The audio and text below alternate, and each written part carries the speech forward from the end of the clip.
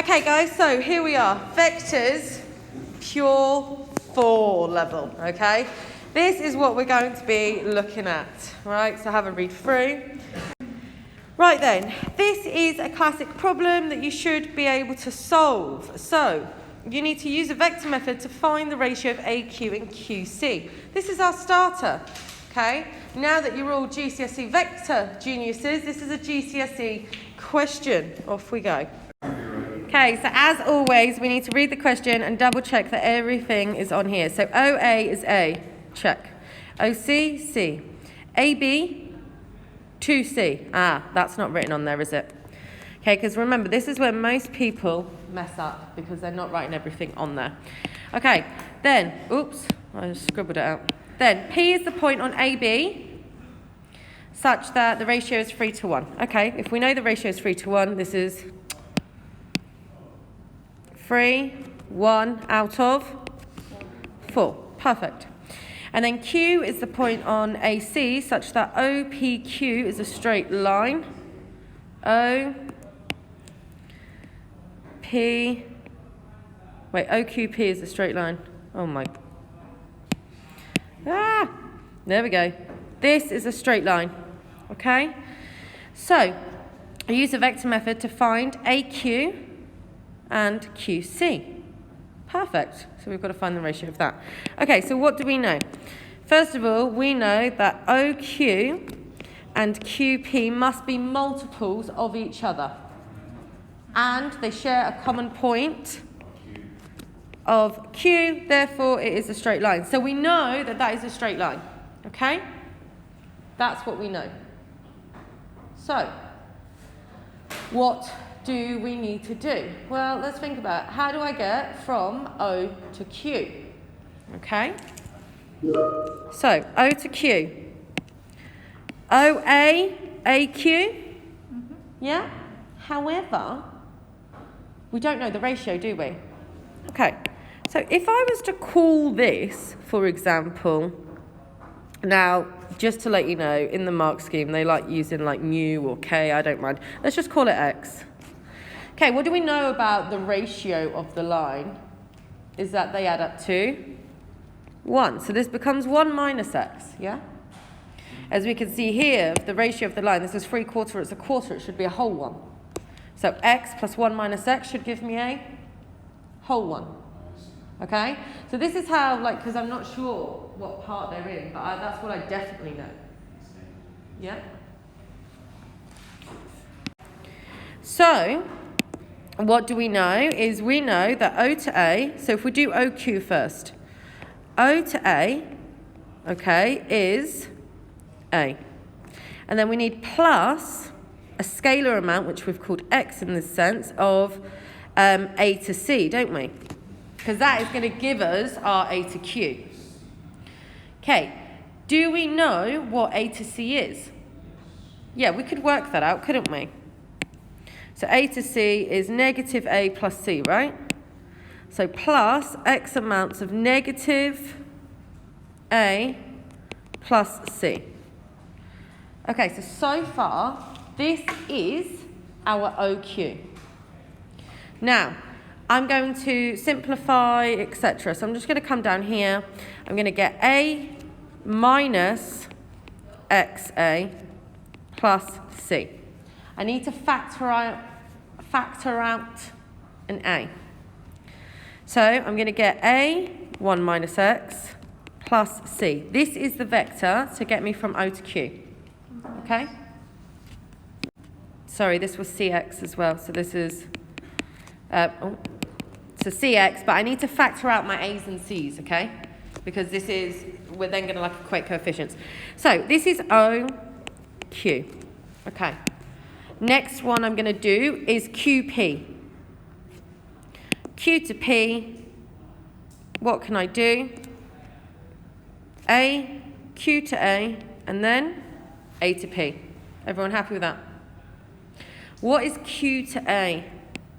It's negative A to C, negative XA to C,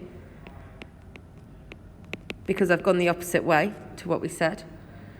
And then plus 3/4 of 2c, because the line AB is 2c, right? Okay? So, what is that going to give me? I'm going to put it here. Q. No, because the vector from A to B is 2c. So it's 3/4 of the vector. How do you have QC is 1 minus X? Okay, so that means that minus XAC, right, so this is going to be minus X, lots of AC, which we know is minus A plus C, plus 3/4 lots of 2C. Okay, so now I'm going to get AX minus XC plus 3/4, no, 6 over 4, which is 3 over 2C. Okay, so I'm going to have A and factor out my X, and then I'm going to have plus C lots of 3 over 2 minus X, if I factorize out that. Okay? Now we know that these are, one of them is a multiple of each other. Okay? So we know this multiplied by something is going to give me this. And this multiplied by something is going to give me this. However, has this helped me in any way so far? No. Do you understand how I'm using everything I know? Yeah? Okay. So I need to come at this at a different thing as well. So this is one way we can do this. Okay? And this is a way that I've done that's logical. We followed the process of everything we know. Okay. However, we need to think of the other way we can do this to then make our lives easier. I'm just going to get rid of this. So I'm going to start.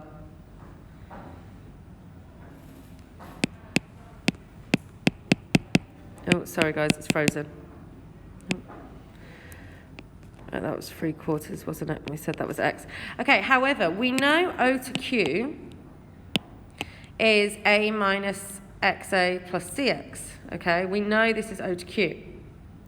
However, we know that one of these is a multiple of this. We haven't gotten anywhere. Okay? So, how else can I go from O to Q? Earlier, we did this side, right? Now, the other side. And then we're going to be able to find our X, okay? So remember, it's really important with vectors. We look, I've gone around this a long way because I want you to understand this, that you can always get to the answer. Once you get to a place and you stop, you always think, how do I find another way? So another way from O to Q is C and this one, okay? Which is going to give me what? I'm going to do OC plus, and then remember, this is 1 minus X lots of negative AC, essentially, isn't it? Because we're going up the other way. So this becomes a minus here. Yeah? I'm literally writing everything down. So what is this going to give me? What was OC? C. And then minus 1 minus X lots of, and AC? C minus A. C. Or A. Yeah, C minus A. C minus A, okay? So now, I need to expand everything. Okay, so I'm going to get C minus. I'm just going to leave the minus outside. Okay, what's 1 times C? C. What's 1 times negative A? Minus A. Minus X times C? Minus CX. Minus X times minus A. Plus? AX. Okay. And then multiply this all by negative, so minus C plus A plus CX minus AX, right? Okay. What's this going to give me? These are going to cancel. And then going to be left with A minus AX plus CX. What we find is when we factorize this, do we get the same thing? Yes? Okay. Sorry.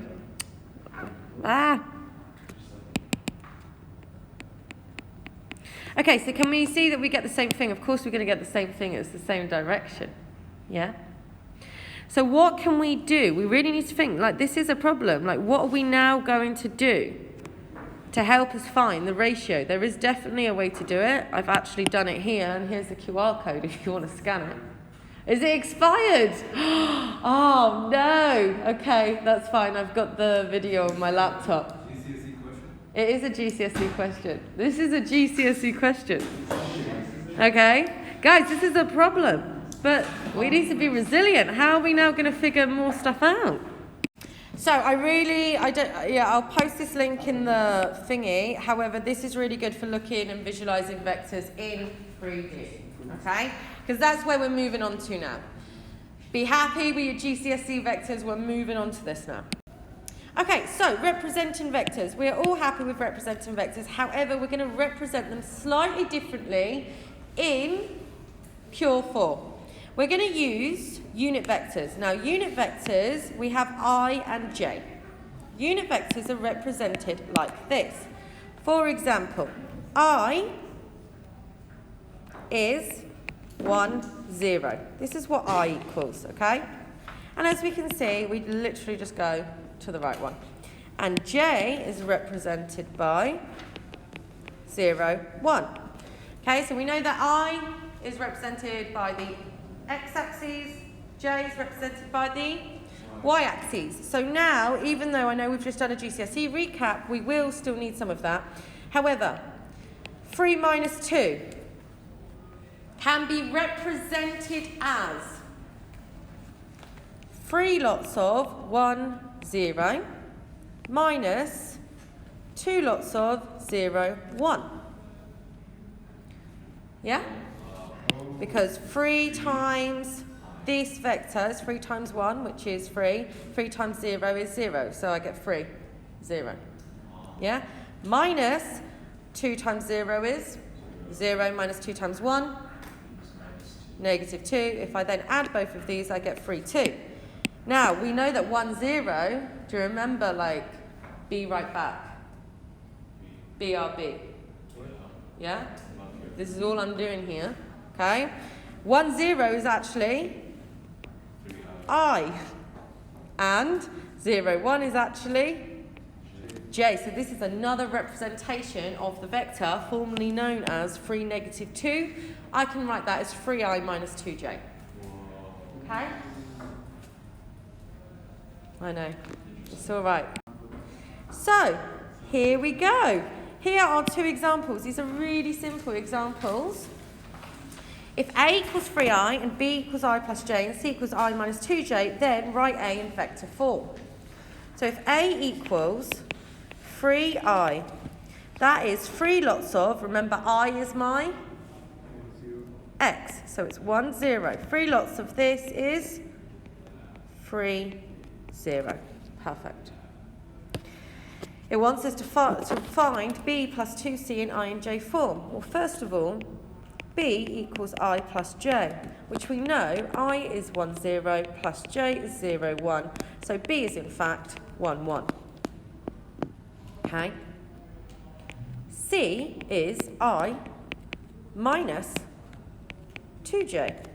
I is 1, 0 minus 2 lots of J, 0, 1. Okay.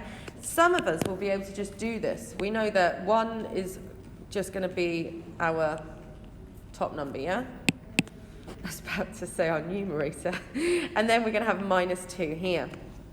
Okay? So C is actually 1 minus 2. So if I'm doing B, which we know is 1, 1, plus C, which is 1 minus 2, I'm going to get 1 plus 1 is 2. 1 minus 2 is negative 1. Okay? Now that I have 2 minus 1, it wants it in I and J form. Okay, so what is this going to give me? 2i minus j. However, we could have added these together, but I wanted us to see it in vector form as well and see that we will get the same thing, because I plus 2i. What is I plus 2i? I. Oh, what have I done wrong? It wants B plus 2C. This needs to be a 2. Don't worry. Sorry, I thought I was just doing B plus C. It says B plus 2C. Okay, so what do we have? 3, 1 minus 4. Minus 3. Perfect. 1 plus 2 times 1 is 3. 1 plus 2 times negative 2. Negative 3. In the question I'm getting these numbers. Yeah, which is 3i minus 3j. Okay? So, some of us might need a bit of practice with that, and that's okay. You just have to remember, I is 1, 0. J is 0, 1. And then the rest of this, I'm just multiplying by 3 in my head. Miss, did you genuinely say that? Yeah. I don't know.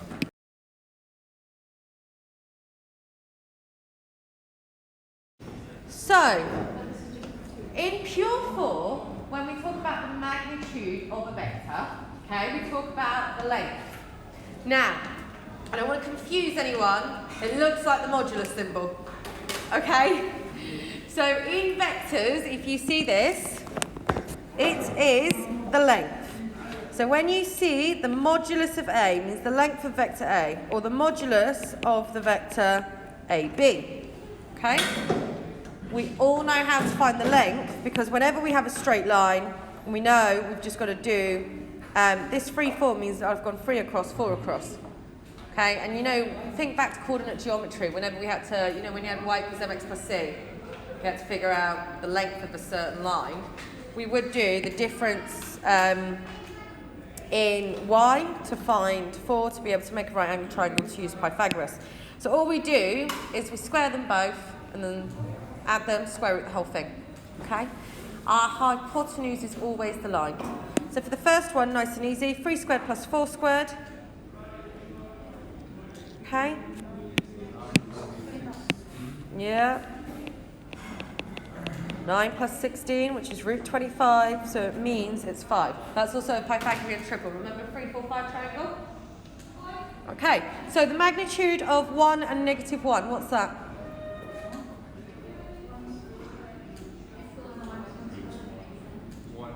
Root 2.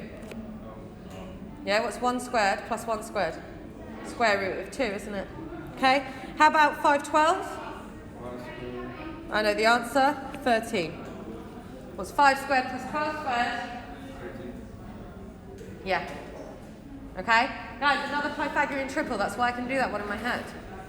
Okay, now for the next one, I want you to find the magnitude of A and B. Now remember, magnitude, modulus, they both will begin with M's. It's going to help you.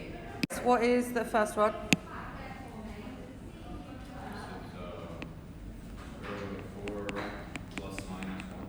Yeah. So 16 plus 1 is? Root 17. Okay. So we're going to have a squared plus b squared equals c squared. If I have my line from A to B, I know that I'm going to draw a right angle triangle. I can draw a right angle triangle to find the length of this line. As long as I have the difference in my x and y, which essentially I do. So you're saying 4 and minus 1 are like... Okay, so just, yeah. So if vectors, remember we spoke about this being the x and y, change in x and change in y.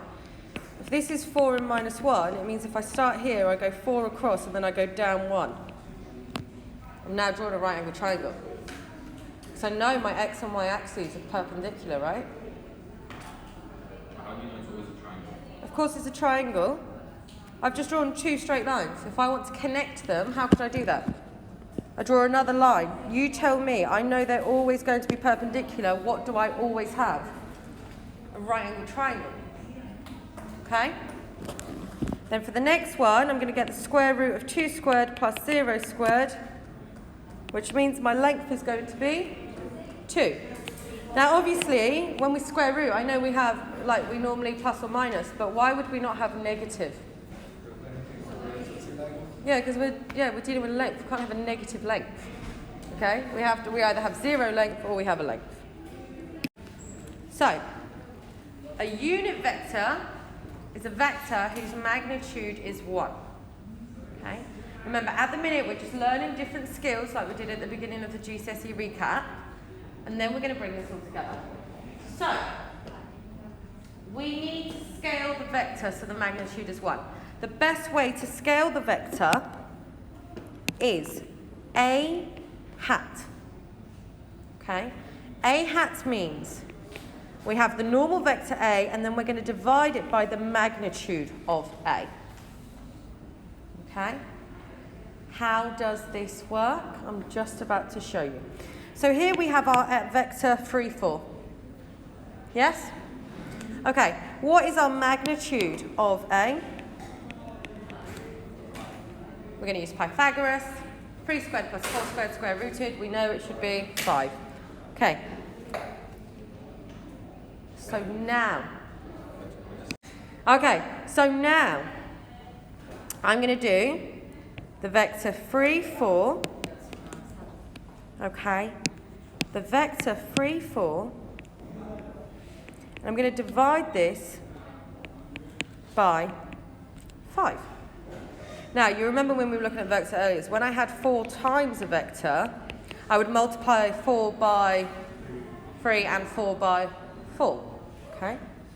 So, when I divide by 5, I'm going to do 3 divided by 5 and 4 divided by 5. This is A hat. Okay? And it's called A hat. It's also wearing a hat, but that's the terminology, A hat. This is how I then figure it out. And I can prove that the magnitude is now going to be 1, because if we do the square root of 3 over 5 squared plus 4 over 5 squared, 3 over 5 squared is 9 over 25, plus 16 over 25. That equals a whole 25 over 25, which is a whole 1. A whole 1 square rooted is 1. So this is how we scale a vector. Okay, so it becomes a unit vector. Yeah? So we've scaled it. So now we have A hat. So now you have 2 questions to do A and B. Okay, so some of these, of course, they can be done in our heads if we know our... so we know that A hat, we're going to do A divided by the magnitude of A. The magnitude of A here is 13. So that means A hat equals 12 over 13 and negative 5 over 13. Okay, I can double check that that will give me a unit vector. Okay, with a magnitude of 1. Okay, so a simple definition. A unit vector is a vector that has a magnitude of 1. Okay, so how about B? What is my magnitude of B? Root 2. Okay, so A hat is going to be 1 over root 2 and 1 over root 2. Sorry, B hat. Okay, there we go. We've now converted these to unit vectors. So I'm just going to explain this slightly different. So a unit vector is a vector whose magnitude is 1. This means a unit vector has a length of 1. Okay? If a unit vector has a length of 1, something quite special about this is that a unit vector must either be horizontal or vertical, or this is going to look diagonal, but it's not. It's like your X, Y, or Z. You're either vertical, horizontal, or that way. Yeah? It's like the one that, like if I was to draw this, it just looked like the end of it. But imagine then this, we don't get to see this bit, but it goes back like that. Okay? So it's not really a diagonal line. And our length is only 1 unit. Okay, so here is a typical question. Let's have a look at this. Given that A equals 3i plus 4j and B equals minus 2i minus 4j, find the magnitude of A. How am I going to find the magnitude of A? What is A? How could I write A? What is 3i? 3, 0. What is 4j? 0. 0, 4. Now, if I add them together, I get 3, 4. Some of us will be really comfortable just doing that in our head straight away. We can look at 3i plus 4j and see the vector 3, 4. That's fine. If you want to skip these steps, you can. So the magnitude is going to be 3 squared plus 4 squared square rooted, which we all know is 5.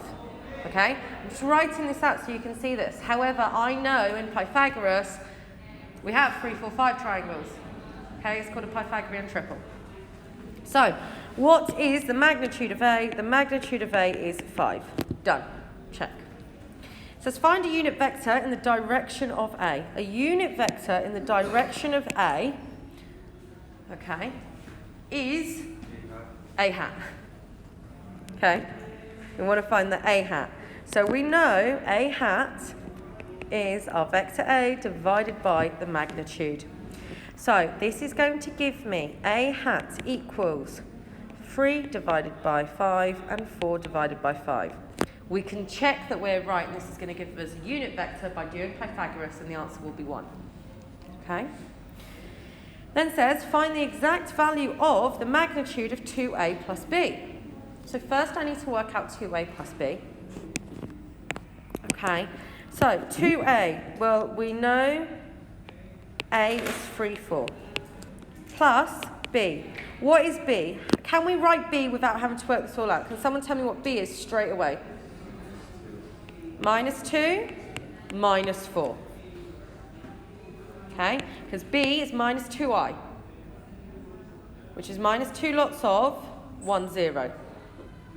Okay, anyone not comfortable how I got minus 2, minus 4? Okay, perfect. So we've still got some people confused. That's okay. Remember I, minus 2 lots of 1, 0, minus 4 lots of 0, 1.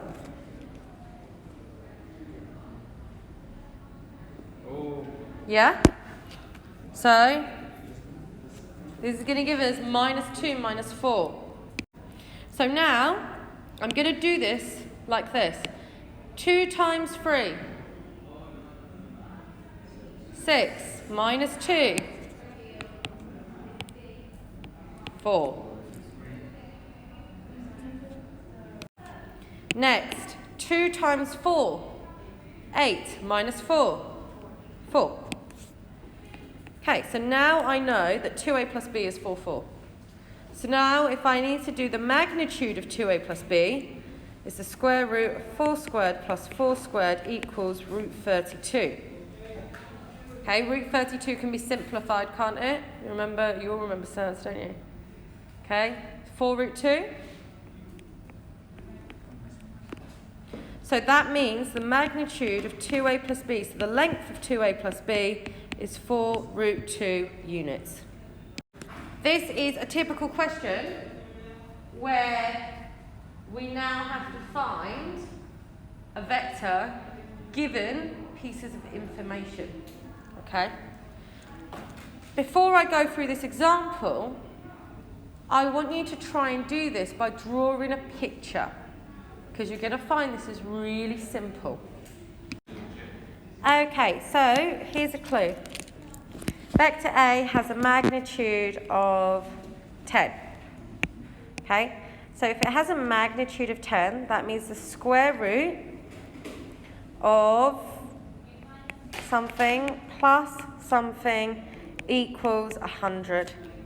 Well, sorry, it equals 10 because we already square rooted it. Okay, now where do these two somethings come from? This, our direction in x will be one of them, our direction of y will be the other. So there's one clue for you. Break each thing down as a clue.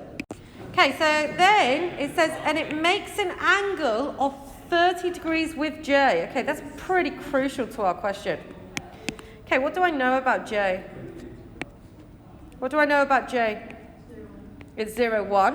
What else do I know about j?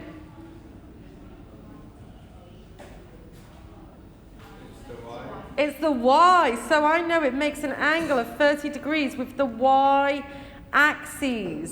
Well, maybe not a y-axis, but I know, like, it's going to be a vertical line. If something makes an angle of 30 degrees with a vertical line, this becomes 30 degrees.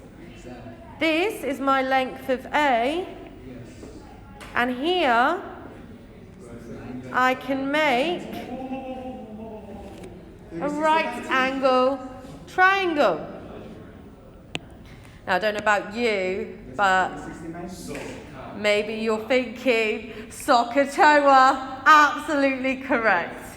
How, if we find the other side, we're then able to find... Is that a joke? No, it's not a joke. The other side is... Okay, shall we use Sokotoa? Opposite, adjacent, hypotenuse. Someone tell me. Okay. Sine of 30 equals opposite over hypotenuse. So I get sine of 30, which is a half times 10, which is 5, equals adjacent. Is that 5 equals A? Yeah, is this 5? Yeah, sorry, where did A come from? Right there. Opposite, yeah. So 5 equals opposite. So this is 5. 5 squared plus what is it going to give me? 100. It's going to be 5 root 3. Yeah, 75, 5 root 3. Okay, so that means, guys, if I know this is 5, I can now say, and 5, guys, which direction is this 5? In my X or Y direction? X, so I know that was 5, don't I? So I know that's 5. And then remember, 5 squared plus what? So now I'm going to have 5 squared plus something squared equals 100. Okay, 5 squared is 25, so something squared equals 75, because 100 minus that. How do I find that? I just square root, right? Root 75, we should all know that that is 5 root 3. So then I have 5 root 3, okay? And then it says find A in I and J and column vector form.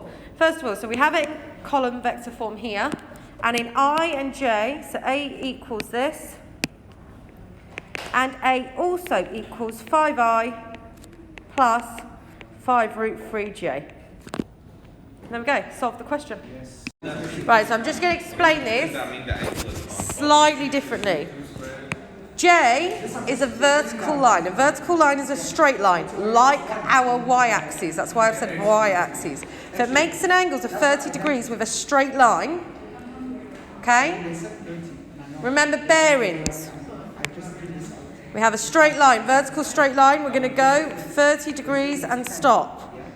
That is now, they're saying that this vector here has a length of 10.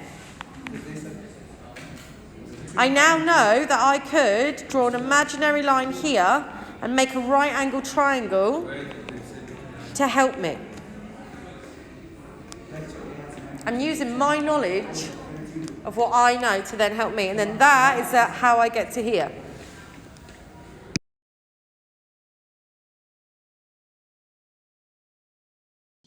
So now something completely brand new to most of you is 3D vectors. Okay? In 2D, obviously, free form means we go across 2, up 4. However, when we're doing 3D, you know, this is like it's fallen over now. So this is our x-axis, our y, and then z, okay? Now we've got the 3D model, the 3D axes to show you, or go to the GeoGebra link and you'll be able to visualize it there. So, you're probably thinking, you know, what? We've just learned about I and J, but in 2D. But now we're going to be in 3D. What letter comes after J? K. So now we have I is still our X. It's 1, 0, 0. J is 0, 1, 0, and K 0, 0, 1. So there's 4 questions here. These should be super, super simple to answer. Okay? So for example, I'll do the first one. We'll do these three. These three should be really quick. If I was to put this in IJK notation, what is the first one? Let's go.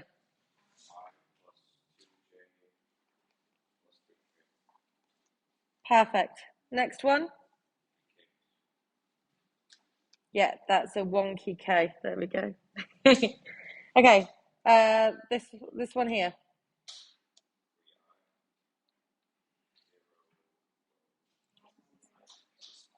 Absolutely. We wouldn't write 0J. However, some of you might want to do that at the beginning, but just get used to not doing it. And then the last one.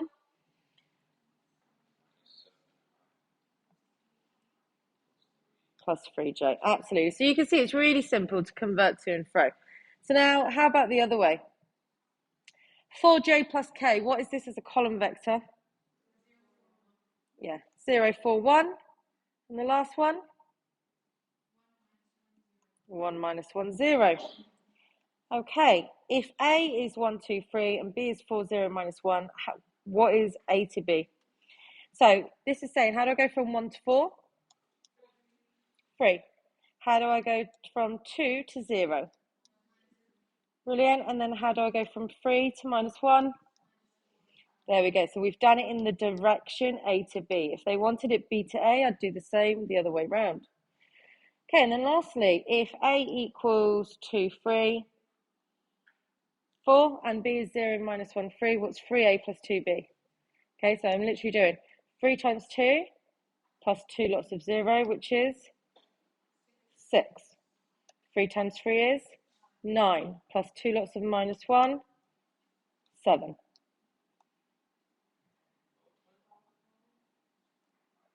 Nine minus 2.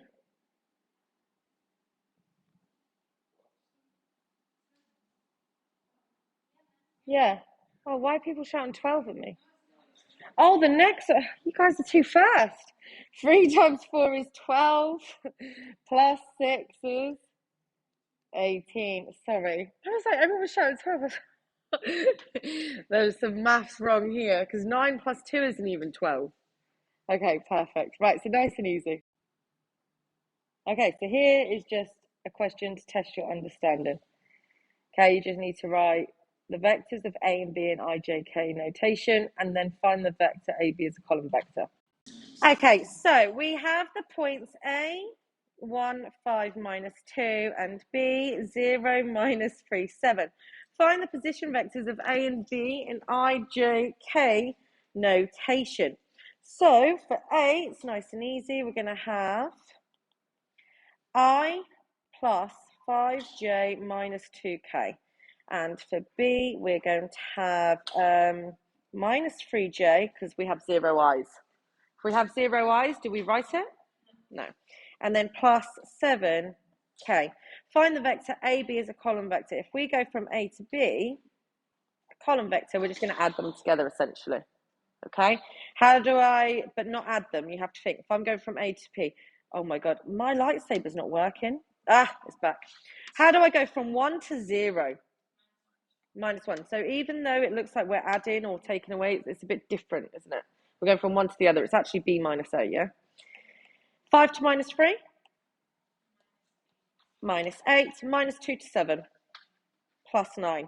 But we're not going to write plus, are we? Okay, and then let's just quickly write it in the vector AB in IJK form. Negative I minus 8J plus 9K. Did you say G? Oh. There we go. Okay, so just here we go. Let's look at this visually now. A is a point, okay?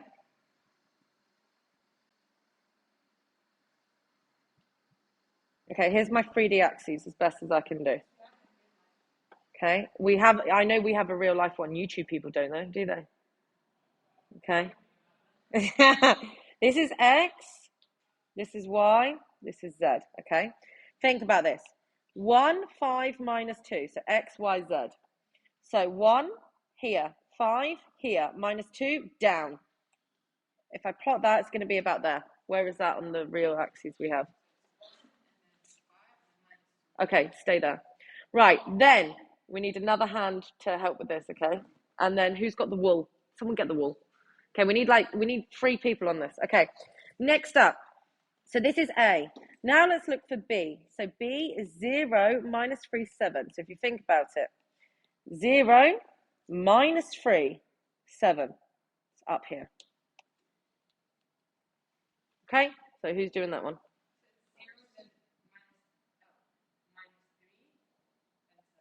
Okay, so there we go. So we have 2 points, and you can see we have the 2 points here. What we're doing, get the wool, is AB is the line. It's saying this is a vector direction AB. It's saying how do we get from the blue dot to the red dot? Okay, how do we get from A to B? So this length from A to B.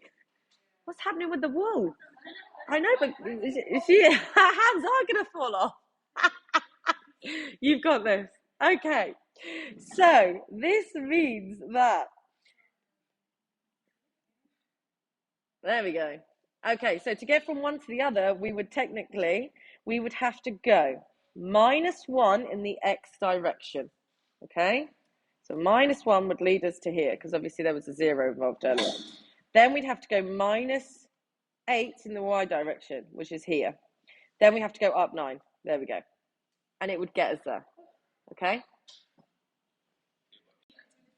So AB, the vector AB is this straight line. Visually, it's a straight line. The path to get from A to B in the quickest route. Yeah. No, this is how to get from A to B. The length of A to B is if I did Pythagoras. What is what? Which? The highlighted part. The highlighted part is this. But the reason why, the highlighted part, because it says direction vector here. This is direction. It's saying this is the direction to go from A to B, direction. That's why it's got an arrow on the front. If this didn't have an arrow here, this is A. This is just saying this is a point. Yes. Not a length. Because the length we have to use Pythagoras. We don't know how long this is yet. We just know this is the path.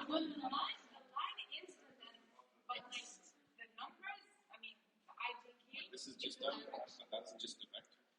Exactly. So if I draw that vector, what's it going to be? No, just AB like that vector. It's going to be 1 point. This is the direction. Okay, examples. So find the magnitude of A equals 2i minus j plus 4k, and hence find A hat, the unit vector, in the direction of A. Okay, so if I want to find the magnitude of A, the magnitude of A is the length of A, which is the square root of 2 squared plus -1 squared plus 4 squared. Okay, so we're going to get 4, 5, 21. Root 21, which is 3 root 7. Is it 3 root 7? No, it's 3 root 3. Is it just root 21? What am I doing in my head? Oh, I'm thinking 27. 9. Let's forget that. Okay. Right, and then hence find A hat. So A in vector form is 2 minus 1, 4. Remember, A hat is A divided by the magnitude of A. So A hat is going to be A over root 21, 2 over square root of 21, minus 1 over root 21, 4 over root 21. Okay, so we're just using everything that we've learned, and we're just applying this to 3D now. In this chapter, you'll find we'll go 2D, 3D, 2D, 3D, 2D, 3D. Just it makes it easier to then see how it works in 3D. Okay. So if A is this and B is this, is 2A minus 3B parallel to 4I minus 5K? What do we know about parallel vectors? They have a common factor, okay? So we know we should be thinking factor. So what we're going to do first is work this out. So 2A, if we did this slowly, we're going to multiply everything by 2. 4 minus 6, 10. 3B. we're going to have 12 minus 6, 0. If we take them away, 4 minus 12, minus 8. Minus 6 minus 6. 10 minus 0. 10. Okay, so this is our new vector 2a minus 3b. Is this parallel to 4, 0, minus 5? Yes, it is parallel. How is it parallel? Well, actually, minus 2. If I was to take minus 2 out of here, minus 2 times 4 is negative 8. Minus 2 times 0, 0. Minus 2 times minus 5, 10. Okay? So then you would have to write minus 8, 0, 10 equals this. So 4, 0, minus 5 is a factor. Therefore, parallel. Okay, and make sure you always write a sentence, and we have to write in there what we've used and show our factor. Now, ideally, we want our factor to be like the biggest factor, you know, the highest common factor, should we say. So I think we definitely skipped ahead. This is what we just spoke about, the magnitude. Sorry, this slide should definitely come from the other one. So let's just do the magnitude quickly of 3, 4, 12. So we're going to get the square root of 3 squared plus 4 squared plus 12 squared. What do we get? We get 13. Okay. Someone just checked that was right. But 3, 4, 12 all squared added is 169. Yeah. Are you guys impressed? Yeah, some of you looked shocked. Okay, so it is 13, the magnitude. So, how do we find the distance between P and Q? So the distance between 2 points. The easiest way to find the distance between 2 points is to find our direction vector PQ, because this will tell me the path of how I get from P to Q. Then once I have the direction vector, I'll then square all the numbers and use Pythagoras and 3D. So it's the distance between them. So the direction vector is, how do I get, we're going from P to Q. So from P, I've got, how do I go from 3 to 4? 1. How do I go from 4 to minus 1? Minus 5. 12 to 7. Minus 5. Okay. However, obviously this doesn't, the negatives when we square don't really matter, but I want us to get used to doing this. When we start problem solving, we need to know what's negative, positive, and all this, okay? So then I'm going to have square root of 51.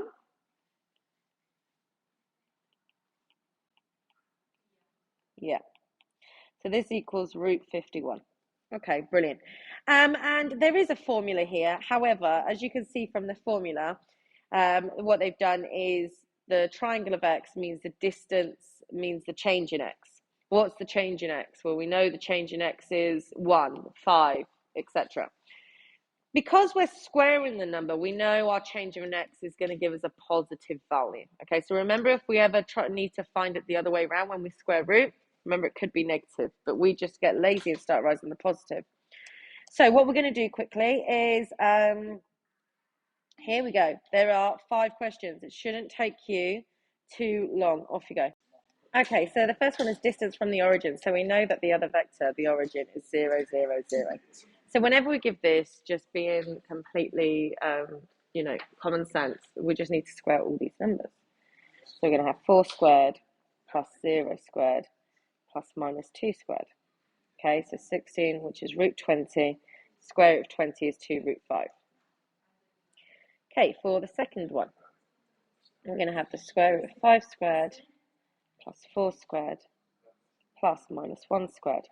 Okay, 25 plus 16 is 35, 41, 42. So we're going to get the square root of 42, which is 21. Why do I want to put root 3? Where is this coming from? Can I simplify this? Okay. Right, the second one. Find the distance between. So we're going to get 5 squared plus 2 squared plus 0 squared, square root 29. Then again, I'm going to get 1 squared plus 0 plus 1, root 2. And then I'm going to have 3 squared plus 5 squared plus 3 squared, 25 plus 18, 43. Perfect. So nice and easy. Okay, and I skipped a few as well. Right, so now we've practiced, we understand a bit, we're now going to use our common sense and logic. So, here are 2 types of questions. Okay. So, right, here we go. So, the distance from the origin to the point 777. We know that the distance is 7 squared plus 7 squared plus 7 squared, which is root 147, which is 7 root 3. Did I finally get a root 3? Yes. Okay, then the coordinates of A and B are blah, blah. Okay. So, I want you guys to give this one a go. This is more like a type of exam question where we have all the skills, and now we need to use those skills to solve problems and find our missing value of k. Okay, so here we have the coordinates A and B. Now, and we want the distance. It says the distance from A to B is 3 root 10. Find the possible values of k. So first of all, okay, I'm going to do my direction A to B. If you did B to A, that's fine, but do one direction and stick with it, okay? So, A to B, we're going to have, if you think about this, how do I get from A and then go to B? 5 to 1 minus 4. 3 to K would be K minus 3. Yeah. Why? We did 5 minus 4. It's minus, I did minus We 2 did 5 minus minus 4 is 3. 1. You did minus K minus 3? No, yeah. I did 3 minus 4. Minus 3. So we're doing the difference, so K minus 3. I did 1 minus 5 is minus 4. So K minus 3. You know, like when we do gradient? You know, when we do gradient, we have to do the same direction? So minus 3 to minus 8 is 5. But then you're not really subtracting this. Oh, you are. Okay, now we need to square them. So we're going to get the square root of minus 4 squared plus K minus 3 squared plus 5 squared equals 3 root 10. Okay? Now, so that means 16 plus K minus 3 squared plus 25 equals 3 root 10 all squared, which is 90. Okay, so then I'm going to get, right, so I'm going to get K squared minus 9K plus 9 plus 16 plus 25 minus 90 equals 0. What is all of that?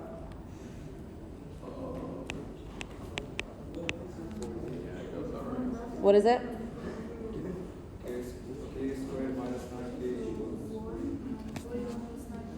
Minus 40 equals 0. Okay, what am I going to now use? Just solve it. I don't think we can factorize nicely, can we? We're going to get roots. What do we get? K equals?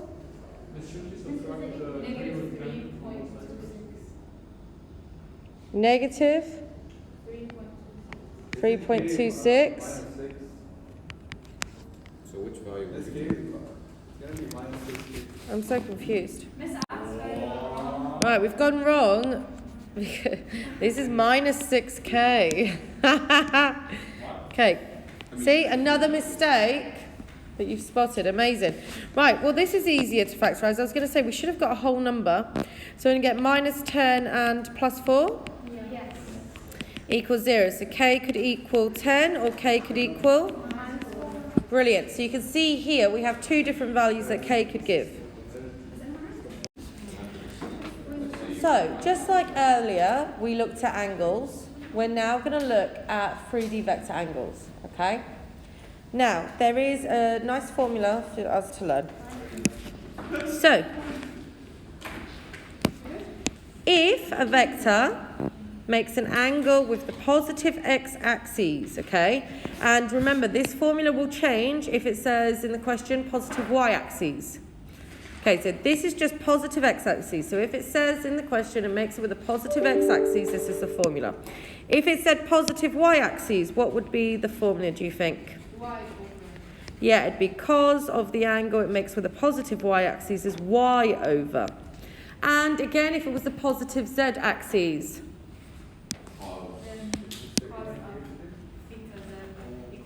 absolutely, okay? We need to just understand that. So, then, this is simple. We all know how to work out the magnitude of A. This is using Pythagoras, x squared plus y squared plus z squared. So, let's do this one question together. Find the angles that the vector A makes with each of the positive coordinate axes. So, we're going to do one for x, y, and z now. So, step one, we need the modulus of A for all of these anyway. So, in vector form, we know this is 2 minus 3 minus 1. So, the modulus of A, not the modulus, we've just done pure 3. The magnitude of A is square root of 2 squared plus minus 3 squared plus minus 1 squared. Okay, so we're going to get root 14.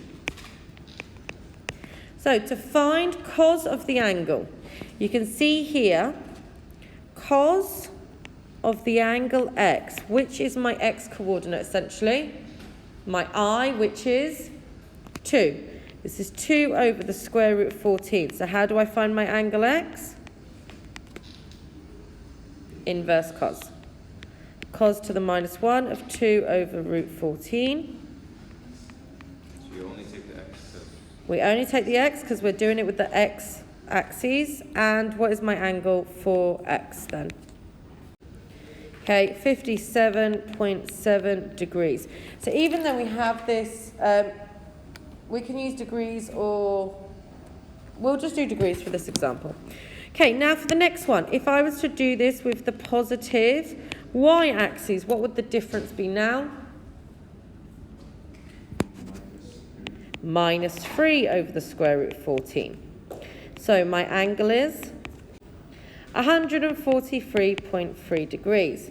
And then similarly, if we did the angle with the positive z-axis, we're going to have minus 1 over root 14. So my angle with the positive z-axis, 105.5 degrees. So it's a really easy formula, and you can see how it changes. How you know what to use in the formula is it what it tells you in the question, like positive x, positive y, positive z. Okay, so here is a typical problem-solving type question. Let's go through this together. The points A and B have position vectors, blah and blah, relative to a fixed origin. Find AB and show that OAB is isosceles. Okay, so first thing, let's find the direction vector of AB because that's the easiest. So AB. I need the vector of A and the vector of B. So 4, 2, 7, 3, 4, minus 1. So how do I get from A to B? Minus 1, 2, minus 8. So here is my direction vector. Okay. Now, they want us to show that OAB is an isosceles triangle. So now I have this. Now, what you need to try and do, okay? Actually, no, right, stop it, give it a go, and then we're going to come and look at the different methods available. Okay, so how could we draw this? Right, the origin is here. Okay, so let's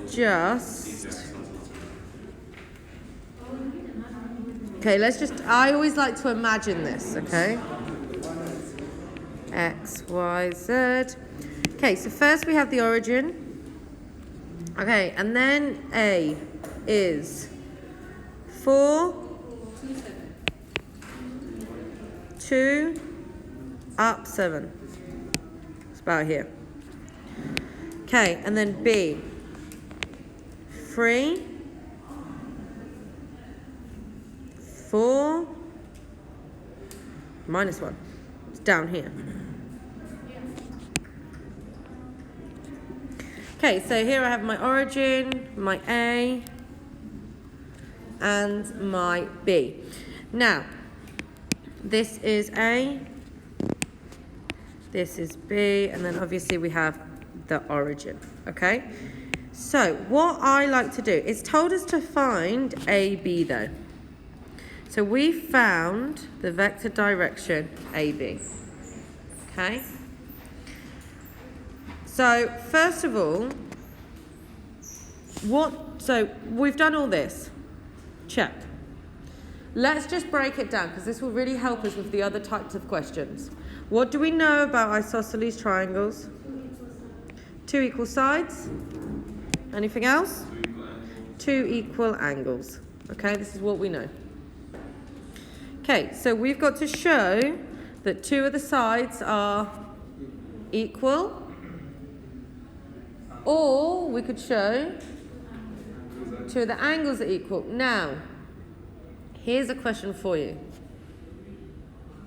If 2 of the sides are equal, does that automatically make it isosceles? Yeah. No. Okay? And the answer is no. If 2 of the sides, if we just prove that 2 sides are equal, does this actually mean this is isosceles? The answer is no. It could mean it's isosceles or equilateral. Just because we proved 2, we don't know the third side. Okay? This is what we call a fantastic mathematical mind. Okay? Realizing that just because if we prove that 2 are the same, does that only mean isosceles? No. It could mean isosceles and or equilateral. Okay? So, we can either use angles or we can use lengths. Preferably, what would you rather? Length. So, let's do. We know the direction vector A to B. From O to A, what is this direction vector? It is just 4, 2, 7. Yeah. You know, it's the same as the position vector. Same from A to B. O to B is 3, 4, negative 1. So if I find the magnitude of each one, okay, the magnitude, you know we're going to use Pythagoras. So the square root of 569, we're going to have the square root 16, 20, 69, and the square root of 16, 9, 26. Okay, what have we shown here? 2 equal sides and 1 not. Like, you know, if you'd have just done AB and OA, and let's face it, you probably would have done OA first and OB because our brains are trained to probably do more alphabetical order. So you would have done A before B, right? You would have seen that these 2 would have been the same. However, you don't know if this one could have been root 69. Okay? So, we can now write 2 equal sides, therefore isosceles. Okay? AB equals OA. Okay? Now, if AB equals OA, that means these 2 angles should be the same, should they not? I wonder. Just leave the angles. Okay, we don't need to, but it would be good, like some of you challenge yourself. See, are we able to find an angle? Because some of these points we're not quite in the axes, okay? Okay, so the best thing we need to do now is practice, practice, practice. We've got exercise 7D, these questions. Questions 14, 15, 16, 17. Okay, so this is more like a typical exam style question, question 17. It tells us that P to Q, so the vector in this direction, is 3, minus 1, 2. And then it tells us Q to R is minus 2, 4, 3. It wants us to prove that this angle PQR is 78.5 degrees. Okay. If I have to prove that this is the answer, so I know the answer, I have to prove this, I'm automatically thinking, what rules do I know where I have a triangle and I need to find an angle? Cosine rule or sine rule? That's what I'm thinking. We're going back to GCSE here. Okay. However, I haven't been given any name of another angles. I've only been given 2 lengths. Okay, we're dealing with vectors, so if I know 2 lengths, I know I can find the third length. Okay? How am I going to do this? I'm going to do this using a few different methods. Now, common sense. Vectors is all about common sense, okay? So you know, like, when you go back to GCSE, how would you go from P to R if straight across here you don't know? You find another route and you know it's going to be the same length. So I have PQ, I have QR. PR, the direction PR is actually PQ plus QR, is it not? Now, all we're doing now, really in pure 4, is we're now mixing numbers and all of our directional stuff. Vectors is probably one of the easiest topics alive. Once you understand, you can interchange between the two. It's all about logic. So, PR is PQ. Well, we know what PQ is. We know what QR is. So if we add them together, 3 minus 2, 1. Minus 1 plus 4, 3. 2 plus 3, 5. Okay, so this is now PR. Okay, so now if I find the magnitude of PQ, the magnitude of QR, and the magnitude of PR, essentially what are we finding? The lengths. Okay? So I'm going to draw my triangle again here. Okay? 420, so this is root 29. 9, 10, root 14. 9, 10, 35. Okay, and then I need to find this one, so what am I going to do? Cosine rule. So I know this is now my A, and then these can be B and C. So A squared plus B squared, no, A squared equals B squared plus C squared minus 2BC cos A. Okay, so now I want the angle A squared minus B squared minus C squared divided by minus 2BC equals the cos of A. Okay, I've never remembered this one, but I've always remembered this one. So I just write it and rearrange it. It's easy, it's fine. So now I'm going to have 35 minus 29 minus 14 over negative 2 times root 35 times root 29 times root 14. This equals cos of A. So A equals, what does that actually equal? Did anyone put that in the calculator? Which is, so cos of A is 0.1985 ... So then when we inverse cos it, we get 78.5 degrees, which is exactly what the question asked. Okay, this was not a difficult question, yet it was worth 5 marks. No, this is A-level questions. This is A-level. The only A-level thing about this is being able to put all these skills together. So, introducing scalars and comparing coefficients. Now, we've already looked at this in the GCSE prior knowledge recap, and if you haven't, please go back to my other YouTube video. Okay then, so are we ready? OACB is a parallelogram, where OA, right, what do we know about parallelograms? Yeah, they have parallel sides. So OA is parallel to BC, which we also know then is written A in this direction. And OB is parallel to AC. Okay, so I always write down all the information I can. Then it says the diagonals OC. Here we can see the diagonal OC. Oh, let's get the lightsaber back. I feel like the lightsaber stopped working. Yep, we don't have it anymore. Okay, OC is the same as BA. Okay, or AB. They intersect each other at the point X. Prove that the diagonals bisect each other. What does bisect mean? Okay, a perpendicular bisector. You remember that word? Bisect means it bisects at 90 degrees. Okay, so how do we prove that it bisects at 90 degrees? Means they're perpendicular to the other. We have to look at the ratios of each length. Okay?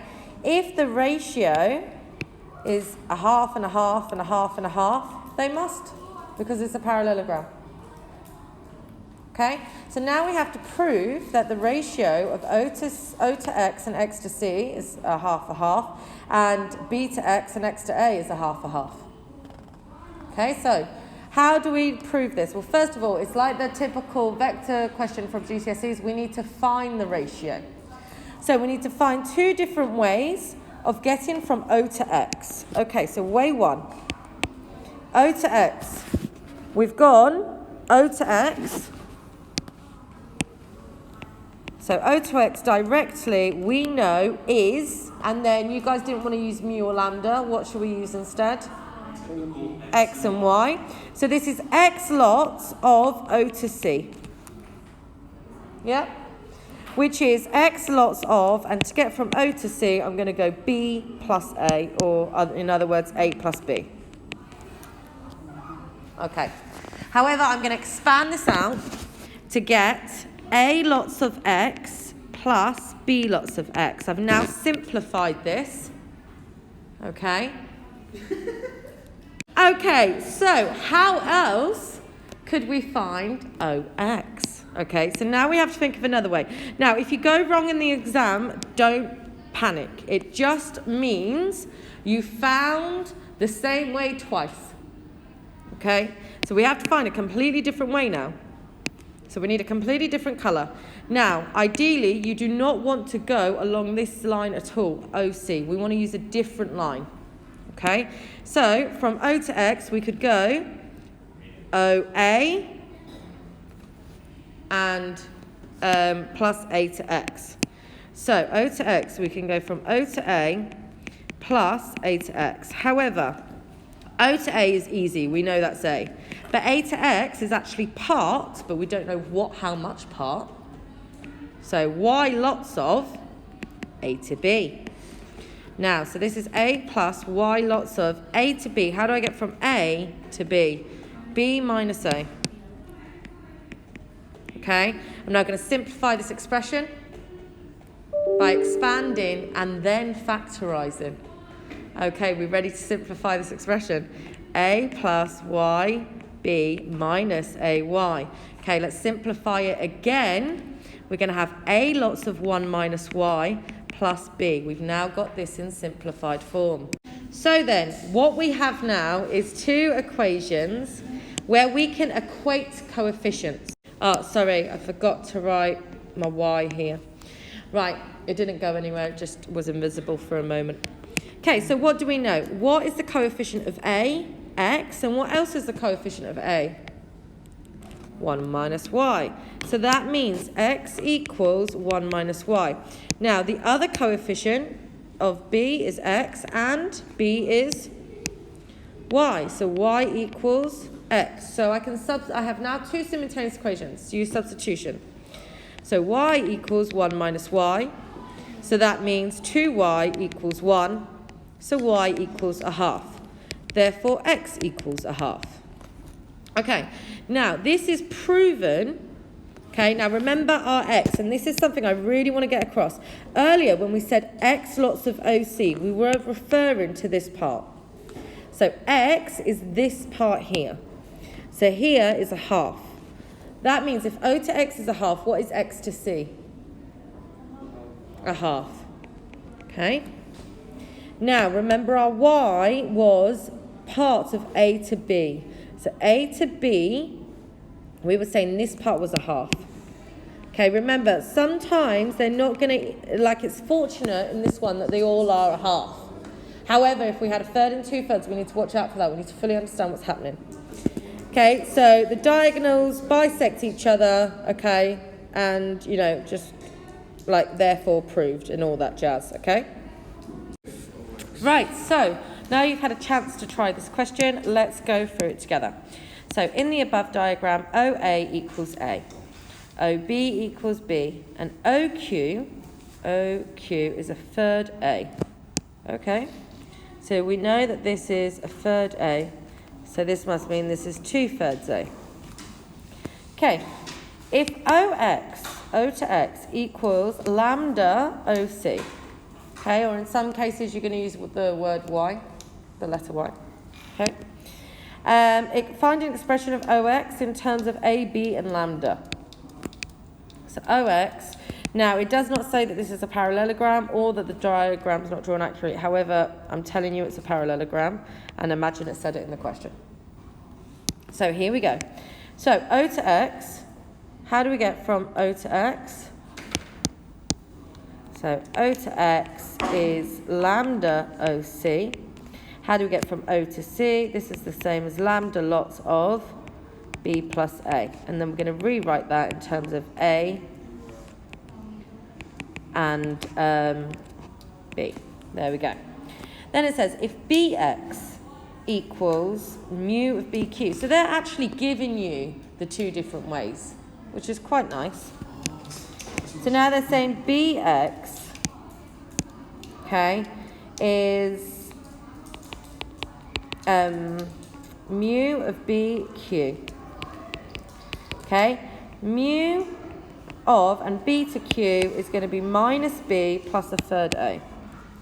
Minus B plus a third A. Okay, now what I'm going to do is have an A and B form, so I'm going to get a third A lots of a third mu plus B lots of minus mu. So now it wants us to compare coefficients to find OX and XC. However, so we've done BX. We want OX and XC. What's wrong with BX? So how do we, so now we need to find, right, I don't understand, this just confused me, this question. Right, so we want OX to XC. So O to X, we already figured out, is A lambda plus B lambda. Now I need another O to X. How else can I get from O to X? OBX, yeah. OBX. So we've already worked out B to X. So another way to find O to X is O to B plus B to X. Now what's really nice is we already found out B to X. So O to B is B. Plus A lots of a third mu plus B lots of minus mu. So this is going to be A lots of a third mu plus B lots of 1 minus mu. Okay, now we can equate coefficients because we found O to X two different ways. OX, two different ways. So now, lambda equals a third mu. Lambda equals 1 minus mu. So that means a third mu equals 1 minus mu. So 4 over 3 mu equals 1. So mu equals 3 over 4. Lambda equals a third mu. So lambda equals a third lots of 3 over 4. So lambda equals a quarter. So mu is, when we did O to X earlier, we said lambda was here, right? So this is a quarter, this is 3/4. And this is actually 3/4, and this is a quarter as well, isn't it?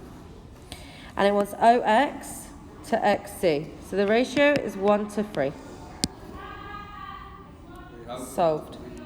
Okay, so I suggest you carry on doing some of the questions from the textbook from this if you're still unsure, or some more GCSE questions. Area of a triangle. Now, who remembers area of a triangle? A half AB sine C, absolutely. A half AB sine C. So, here we have, they would literally, by the way, just give you this sentence. So all of this, you're not given. You're just given this sentence. Direction A to B is 3i minus 2j. Now, we already worked out A to B. A to B, 3i minus 2j, it's vector 3 minus 2. The direction vector A to C is 1 minus 5. Determine the angle BCA. Okay, so the first thing we need to do is find the angle. So what are we going to do? We need to find the direction vector of C to B. How do I find the direction vector of C to B?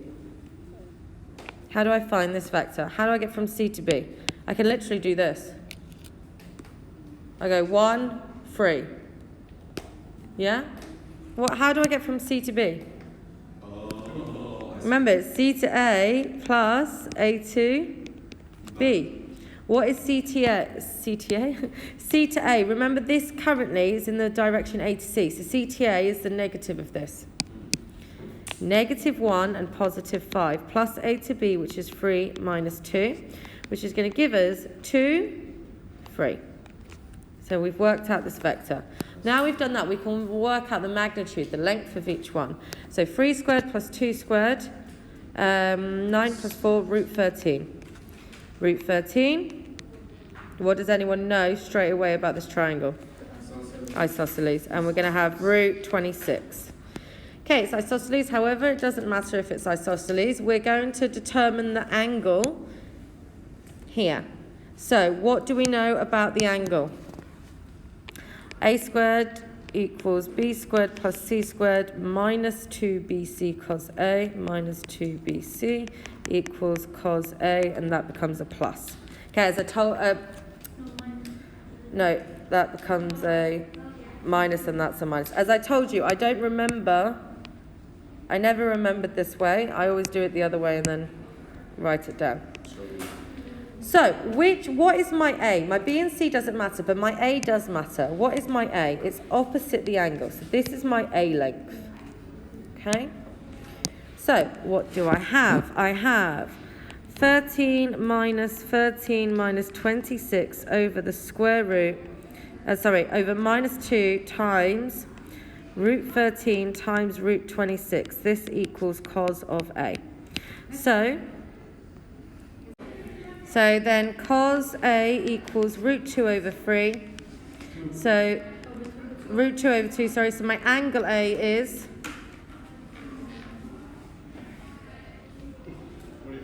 45 degrees. Okay, so this is actually a right angle triangle as well, because it's an isosceles. Okay. So then, if I was to do the area of this triangle as well, I'm going to have a half AB. Now remember, this is the angle I found. So I'm going to use these two as my A and my B. So a half, lots of root 13, lots of root 26 times sine of 45 degrees, which equals root... No, it's just 13 over 2. Sorry, no square root. 13 over 2, which is essentially 6.5 units squared. Okay, so even though it didn't ask us to find the triangle, it did say area of a triangle at the top, you know? Okay, and this is what we're going to do.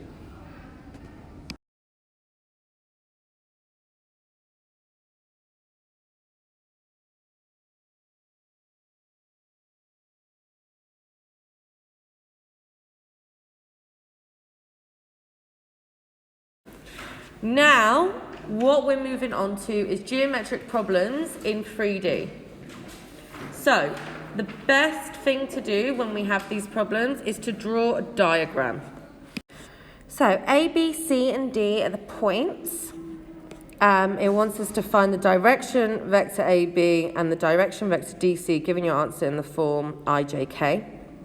We need to show that the lines are parallel, and then we need to describe the quadrilateral ABCD. Okay, so I like to draw my coordinate axes.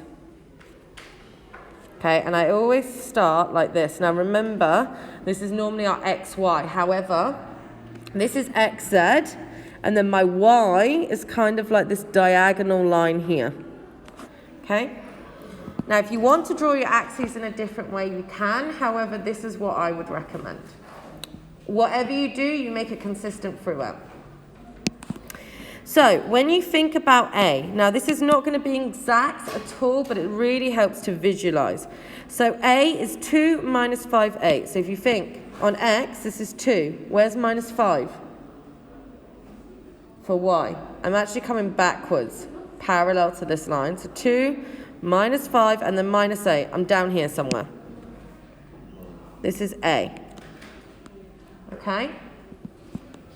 Okay, so then B, we have 1 minus 7 minus 3. So if you think about it, 1, now minus 7 is more back than A, isn't it?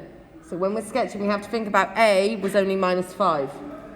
So minus 7 is more here, and then we do minus 3. It's about there, roughly. B. Okay, then we have C, 0, 15, minus 10. Now, minus 10 is less than any of them, so it's roughly there then. And then we have D. 2, 19, minus 20. There we go. There's D. Okay, roughly, here we go. I mean, I don't want to put bets on, but I think it might be a parallelogram later. Okay. It might not be. It could be a trapezium. Right, anyway, let's see. So, these are my points. I then want to find the direction vector A to B.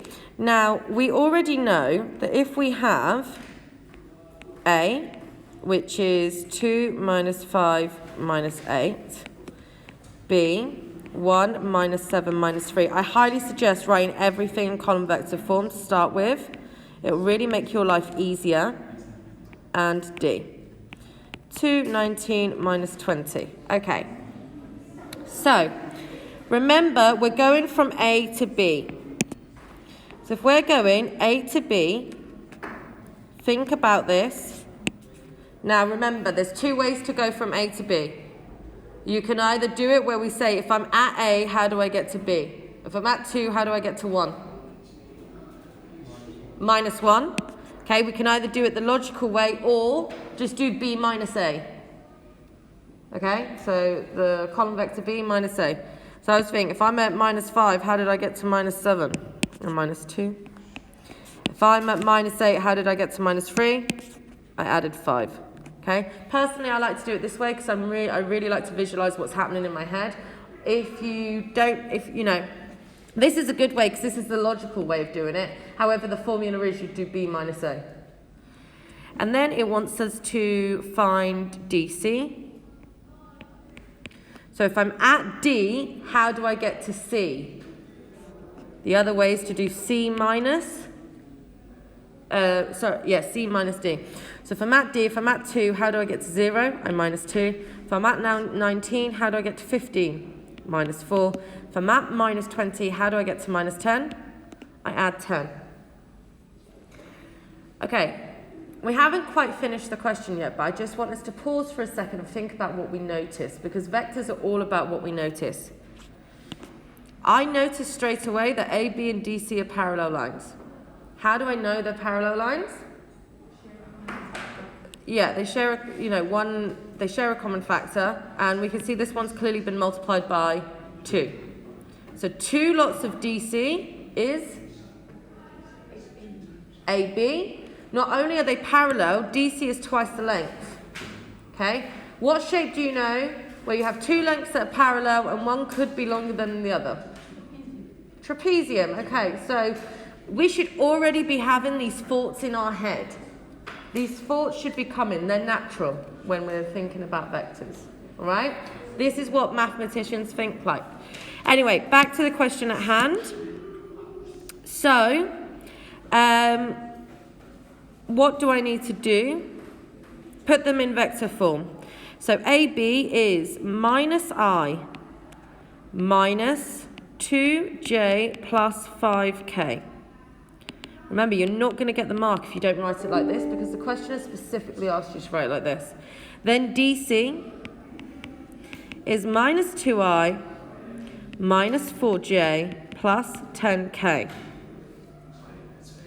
Now, it's even crazy. I didn't even read the rest of the question, but you just know this is coming because intellectually, where else would we go now? It says that show the lines A, B, and DC are parallel. So, to show that, we're going to start with left-hand side, right-hand side type mentality. Or we could do right-hand side, left-hand side. Let's do whatever we're multiplying by, let's start with that side. So which one has a multiple? No. Which one says like something times 2?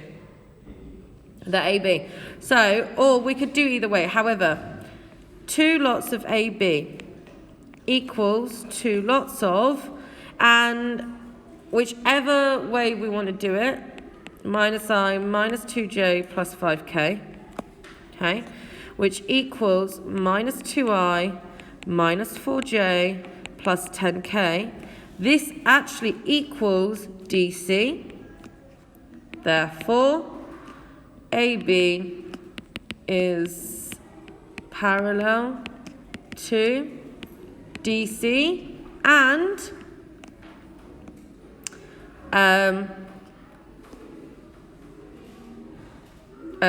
DC is twice as long to AB. There we go. So now that we've done that, because the question has asked us to put it in IJK notation, when we're doing the proof, it's better to use what the question has asked us to do. Then part C says, hence describe the quadrilateral. Well, we already had a discussion, didn't we, about it being a trapezium. So think about it. We have 2 parallel sides, they're uneven, therefore it's a trapezium. So let's write that down. 2 parallel sides which are not equal, therefore ABCD is a trapezium. Perfect. Now in the book it says there are 2 unequal parallel sides, so ABCD is a trapezium. However, the way I've also written this is completely acceptable. Whichever makes more sense to you, but you've got to get across that A, we have 2 sets of parallel sides, B, they vary in different lengths.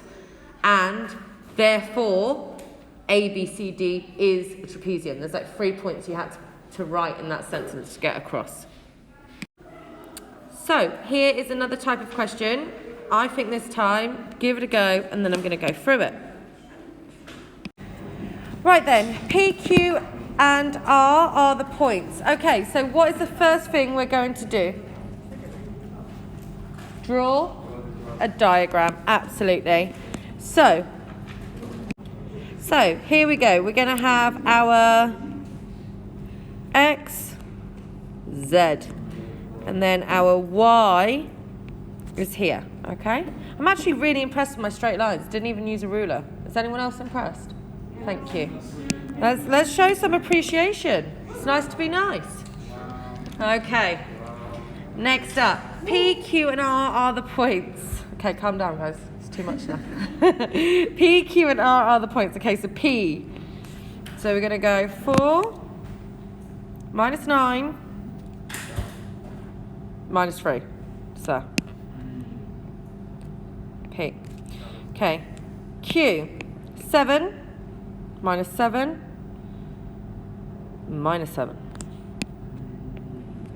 Mm.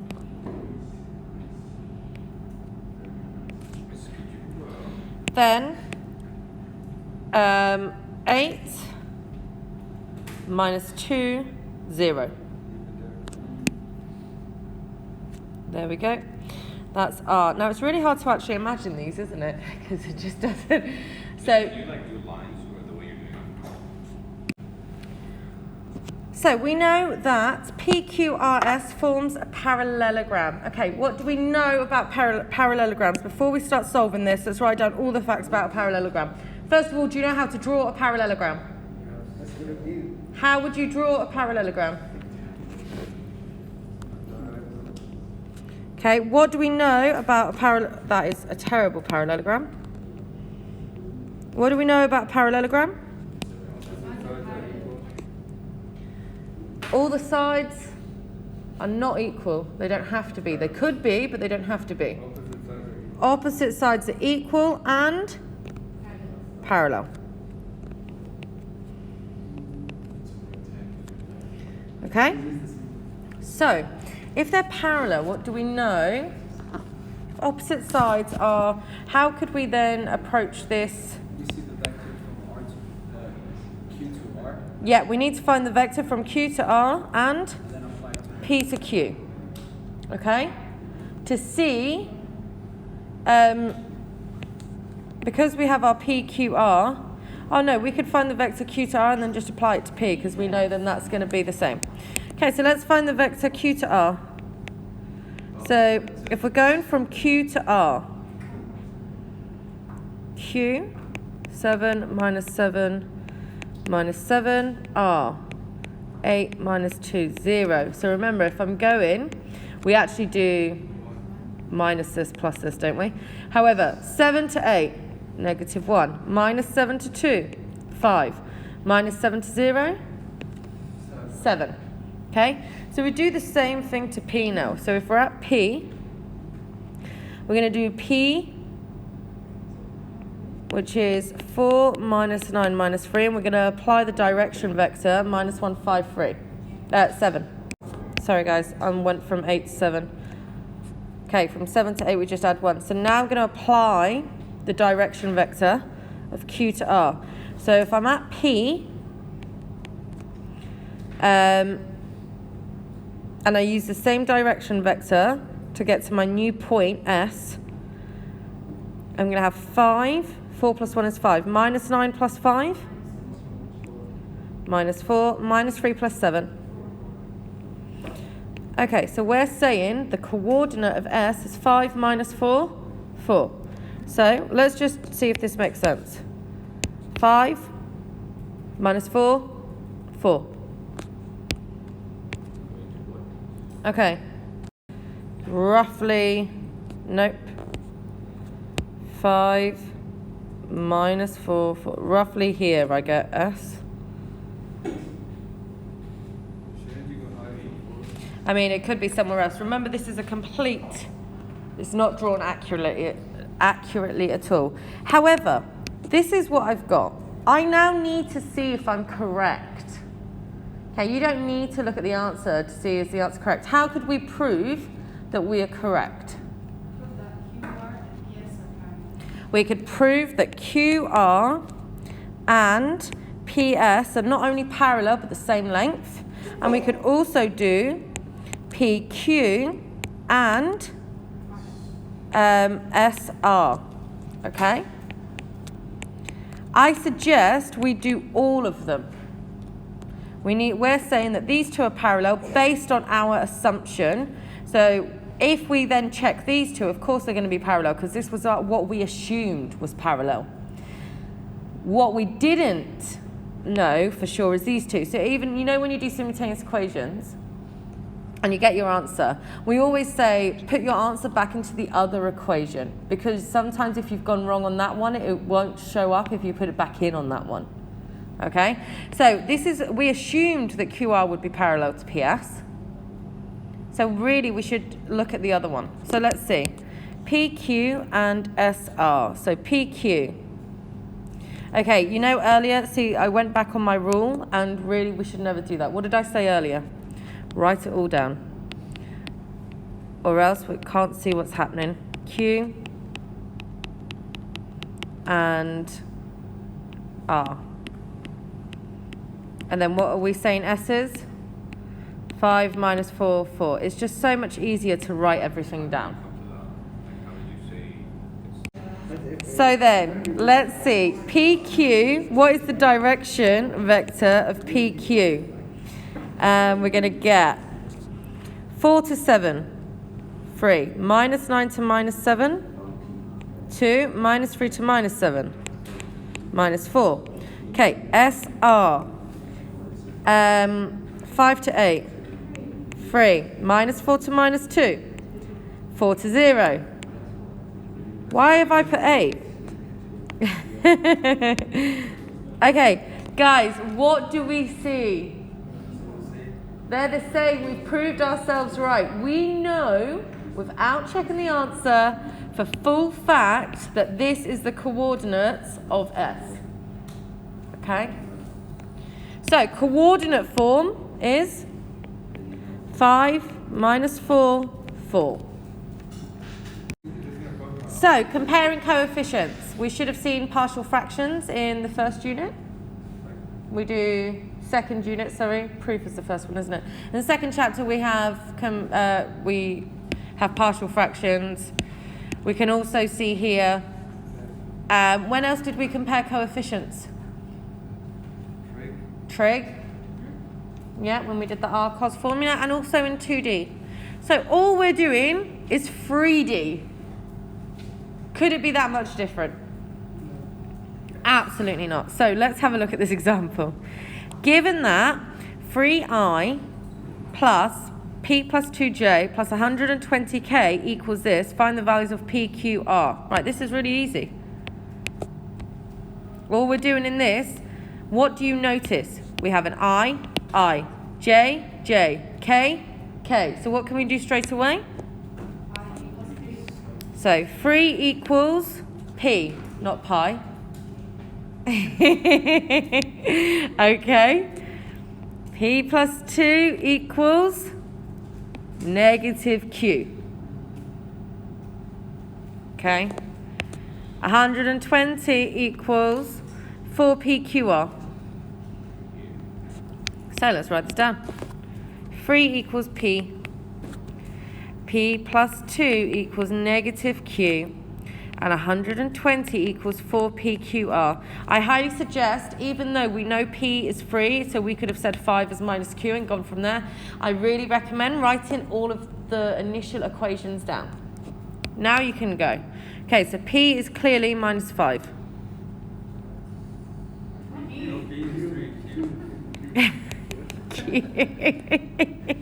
Q is clearly minus 5. Okay, so that means 120 equals 4 times p, which is 3, times q, which is minus 5, multiplied by r, which is going to be negative 2. Is that right? Someone just check my maths. I'm clearly doolally today. It is correct. Perfect. So there we go. Nice and simple. Okay, the second different question. So the diagram shows a cuboid whose vertices are O, A, B, C, D, E, F, and G. Vectors A and B and C are the position vectors, okay? Now, first of all, I know this might seem really obvious, however, people do forget. If this is a cuboid, we know, obviously, everything's parallel to each other. This is also C going in this direction. Yes, this is also A. This is also B. I don't want people thinking I haven't been given all the information. This is a cuboid. Okay, we know that there are properties to this shape that make it parallel, where we can not only assume, but we could prove that this is true. Okay, so you have to know, like, all the upward lines are C. So all of these are C. All the side lines, A. All the other side lines, B. And remember the same direction. I know this might sound really obvious, but people forget this really obvious fact. Okay? So anyway, it says that prove that OE and BG bisect each other. Okay, so we have to prove that OE and BG bisect each other. Okay, so first of all, we need to find OE, surely. And we should also find BG. Okay?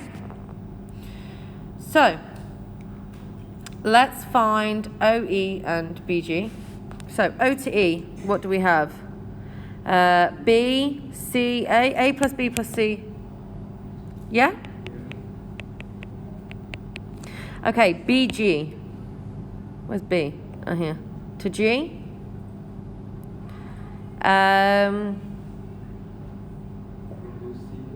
Wait there, let's remember which way we went earlier.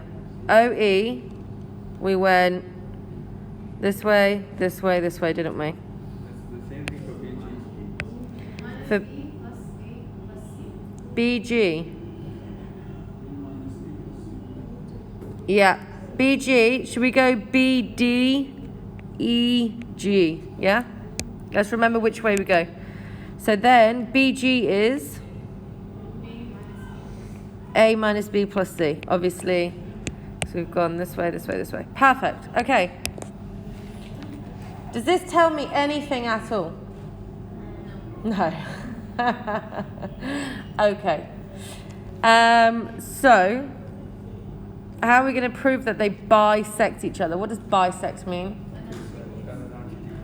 At 90 degrees, but also if we're at a bi, it's exactly half in the middle. So we could clearly say that this line, BG, we have a H in the middle, right? We know this is a half and a half. Okay? The same for OE. Remember if it says bisect, okay?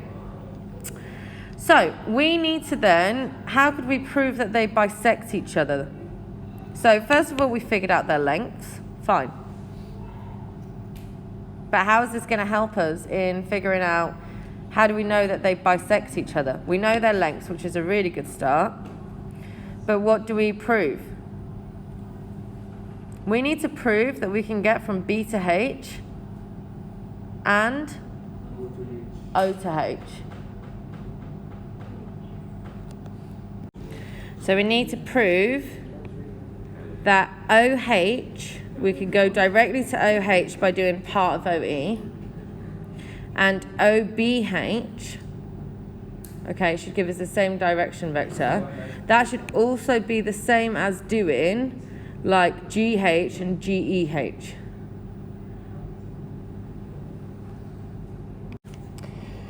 Okay, so what do we need to prove? We need to prove that we can get to OH in different ways. So let's do the first way. OH, we know, is part of, so let's just say X lots of O to E. And this is by going this way, isn't it? Okay? We know it's a half because they bisect each other. However, oh, no, guys, we don't know it's a half. We've assumed it's a half. It didn't say perpendicular bisector. It just says they bisect. It doesn't actually mean. The one bisect means a half and a half. Right, so then, and then how else do we get to OH? So I can show that question. We can do OB plus Y lots of BG. Okay, and then that's going, oh, that's going this way. Okay, two different ways. So, we're going to have, this one is going to give me X lots of OE, which we already worked out. So that's XA plus XB plus XC. Then OB is B plus Y lots of BG, Y lots of A minus YB plus YC. Okay, now we're going to simplify by factorizing. A equals 1 minus either A, YA plus. No, I'm factorizing. Wait there, I'm so confused. 1 minus y. There we go, b. Plus yc. Okay, so clearly we can see x equals y, x equals this one, x equals y. So x equals 1 minus y and x equals y, and obviously x equals y, we can have x equals 1 minus x, so 2x equals 1, x equals a half, x equals y, so that means y equals a half. Therefore, we have proved, sorry, I didn't realise it was a proof question. Therefore, we have proved that they bisect each other, because bisect, the definition is that they're split into 2 equal parts. Okay? Right, perfect.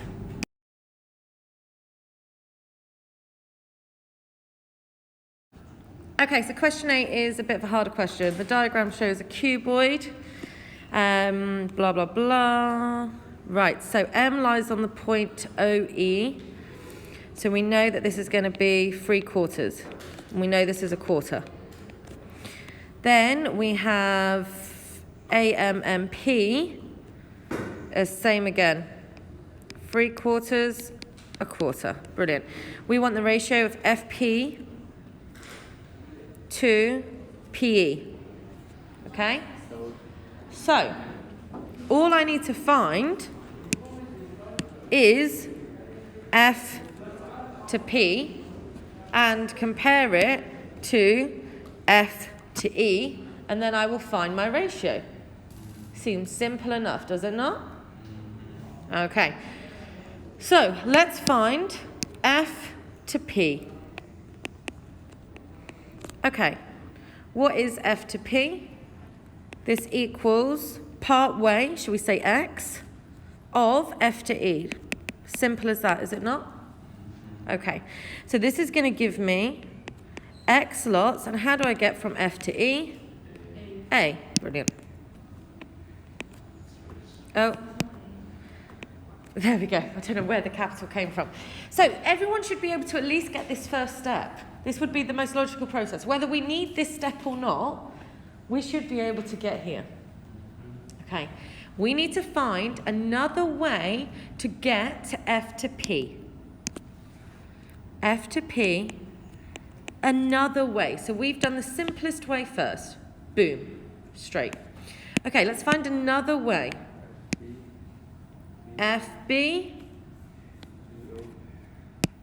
wait there, let me use a different colour. F to B, B to O, O to A, then A to P. Okay, this is a completely different way. Would everyone agree? Yeah, you may have chosen. Let's just roll with this way. So what we're going to do, F to P is the same as FB plus BO plus OA plus AP. Okay, so let's write down everything we know. F to B, what is this? Negative C? Plus B to O, negative B. How is it negative C? Because C is going up. This is parallel. So if we're doing F to B, we're going the opposite way, yeah? Then we have O to A plus A. Then we have A to P.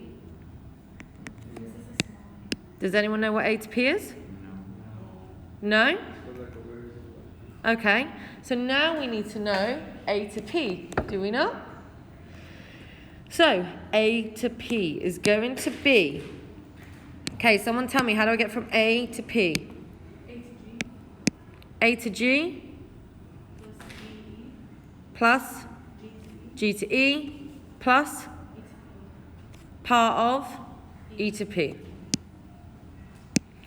Okay, so this is going to be, it would be C. Where are these capital letters coming from? Right, what is... Sorry guys, having a huge crisis. Okay, so A to G is C. G to E. Then E to P. X of A. This, we can't use X again because we've used X as this part.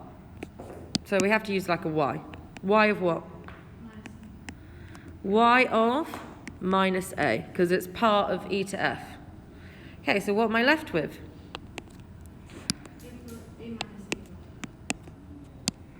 So I'm left with a plus minus ya. What am I going to factor out? A, so I get 1 minus y. So we have x equals 1 minus y. Completely correct. Would we expect x plus y to give me a whole one? Yes. Don't shake your head at me.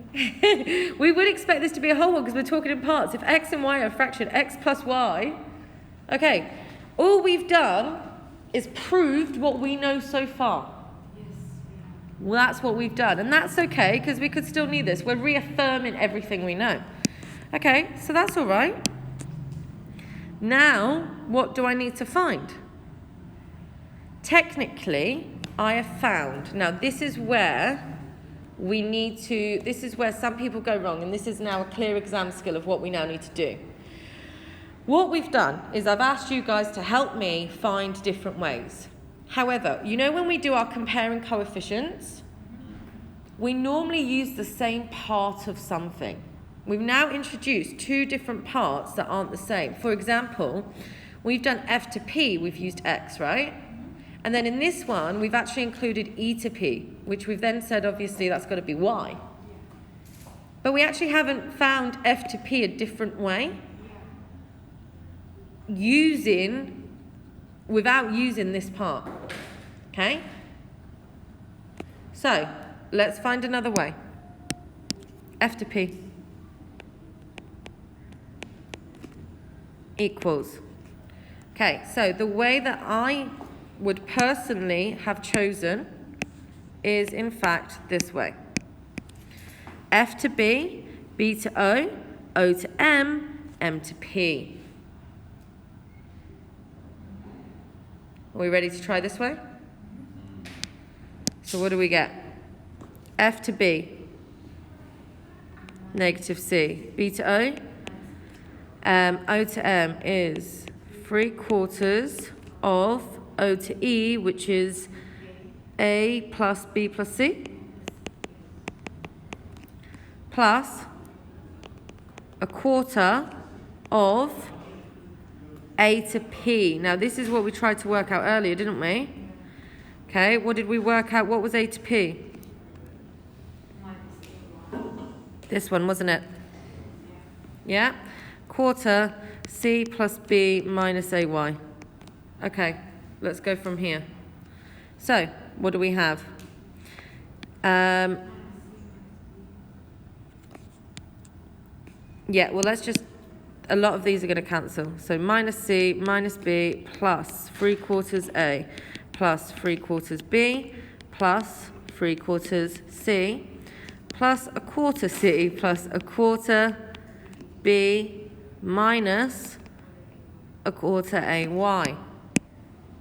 So now we're going to have 3/4 B plus 1/4 B is going to cancel the minus B. 3/4 A, no, sorry, 3/4 C plus 1/4 C is going to cancel the minus C. Okay, I now have 3/4 A minus 1/4 AY. So if I take out A, I get 3/4 minus 1/4 y. So this is now FP. Okay, do I now have coefficients that I can look at to figure out my y? Yes or no? Okay, I have 1 minus y and 3/4 minus 1/4 y equal each other. 1 minus y equals 3/4 minus 1/4 y. So I'm going to have minus 3, wait, what? I'm going to get 1/4 equals 3/4 y. So 1/3 equals y. Is that right? Okay, perfect. So that now means, because we said that y was PE, this means this is a third. So what's this part? 2/3. So what's the ratio of F to P, P to E?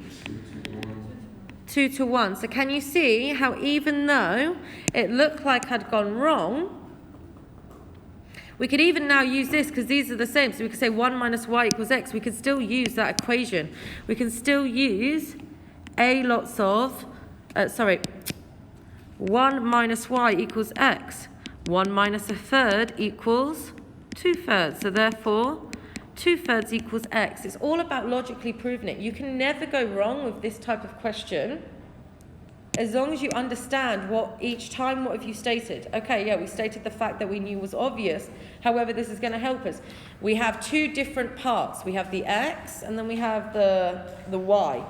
We can't equate those yet because we're actually discussing two different parts. So now find a different way. This is how we do it, using logic and reasoning. Well done.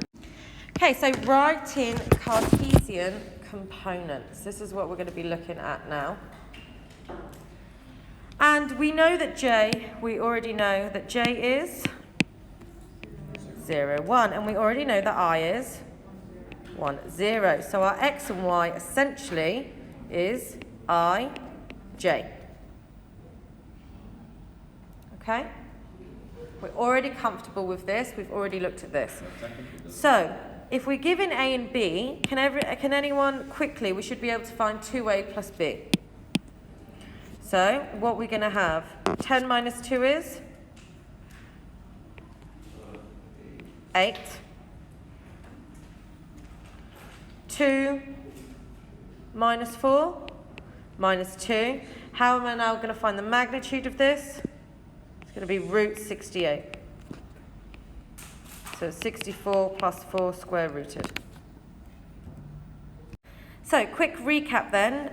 This is just a recap before we start on to our next topic. So can you quickly just do these questions? A few minutes.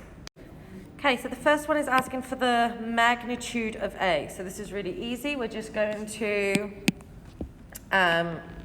do 4 squared plus minus 1 squared. If you're not doing this in your head and you're putting this into a calculator, please put it into a calculator exactly how I've done it. If you do not write minus 1 in the bracket and square it, your calculator, if you put minus 1 squared into your calculator, you know the answer is going to get minus 1, which we know is incorrect. Okay, the calculator, however, is not is doing bid maths and is doing the indices first and not realising the minus is attached to the 1, unless you specifically tell it. So we're going to have 16, 21, root 21. Perfect. Okay, what is the next one saying? Let's get our terminology correct.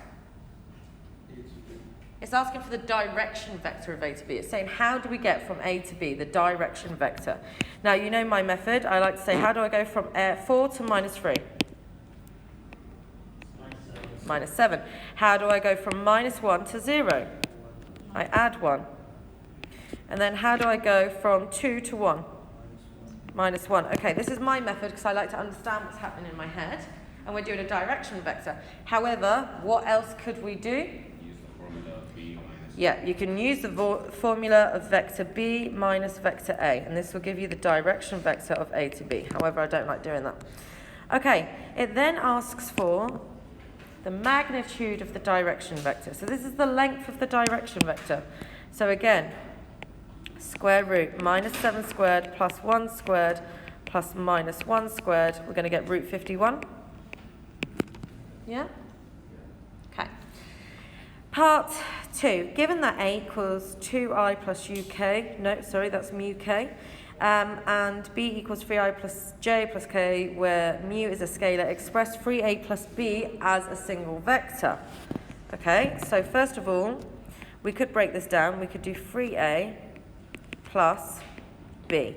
Okay, so 3a, so what we're going to have 6, 3 mu, nope, 0, and then 3 mu, and then for b, we know we're going to have 3, 1, 1. If we add them together, 9, 1, 3 mu plus 1. Okay, these are all the skills that we're going to need for this part of the topic. So, what we're going to look at now is an equation of a straight line. Right. So suppose we only know the position vectors of 2 points, A and B. What is the equation of the line? Okay. The equation of the line passing through the points A and B.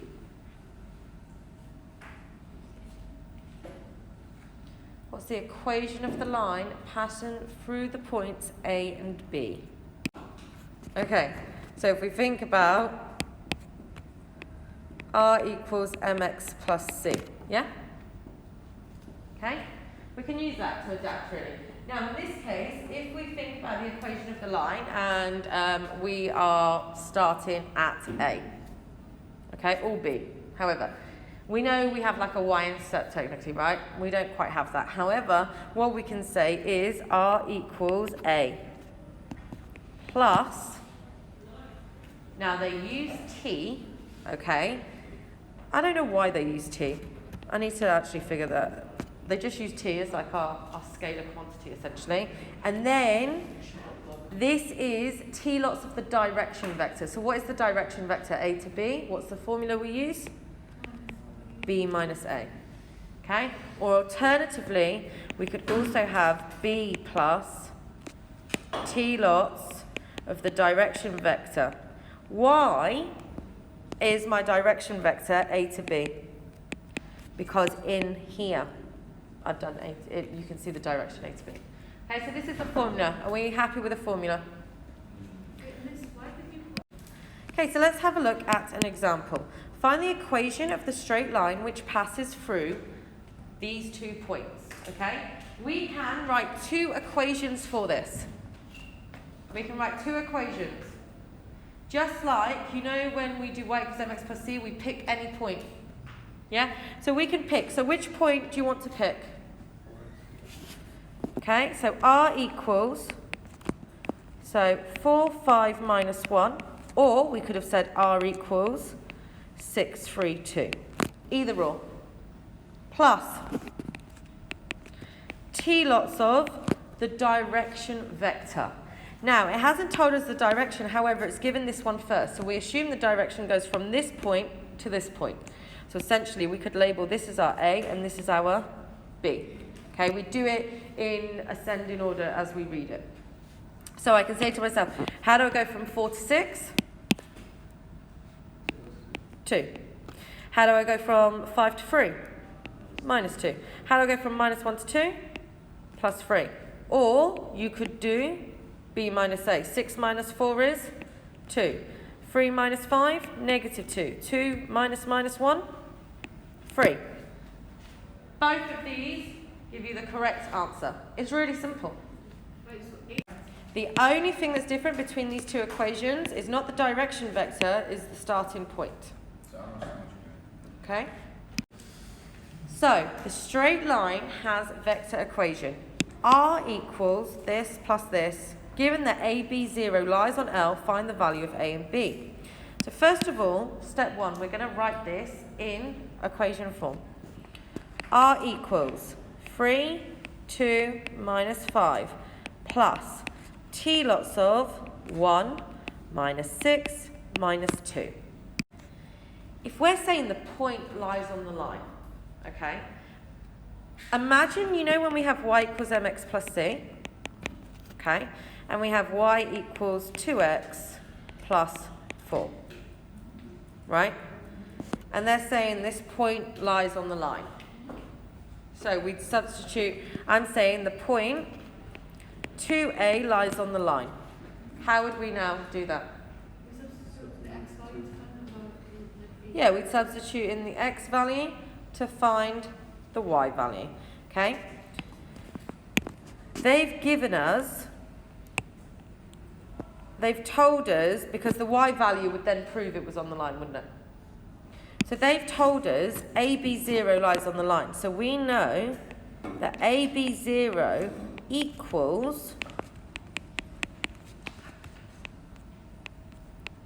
they've told us it lies on the line, so we need to find what t is for this to be true. Okay? How how would I multiply these together and add them? This is the same as saying A equals 3 plus T. Yeah. B equals 2 minus 6T. 0 equals minus 5 minus 2T. Because we're doing our X's, our Y's, and our Z's. That is what Okay? is that the R? So Yeah. What is R supposed to be? R is the point that's on the line. They've told us it is on the line, so we know that this must be true. So now we have to solve this. The easiest one to solve is the one which has the 0, the last one. Okay, so we're going to start here. So I get 5 equals negative 2t. So t equals negative 5 over 2. Now that I have this one, I can substitute this into A or B. So A equals 3 minus 5 over 2, which is a half. Okay, and then B equals 2 minus 6 lots of minus 5 over 2. So B equals So why is the last one 17?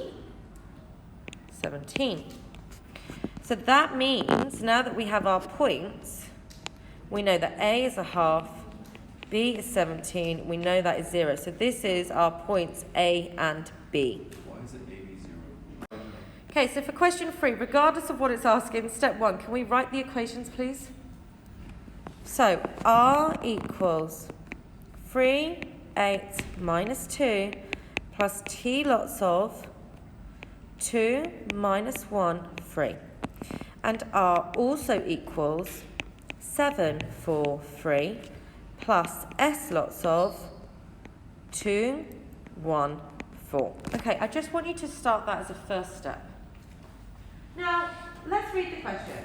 Show that R and R intersect and find the point of intersection.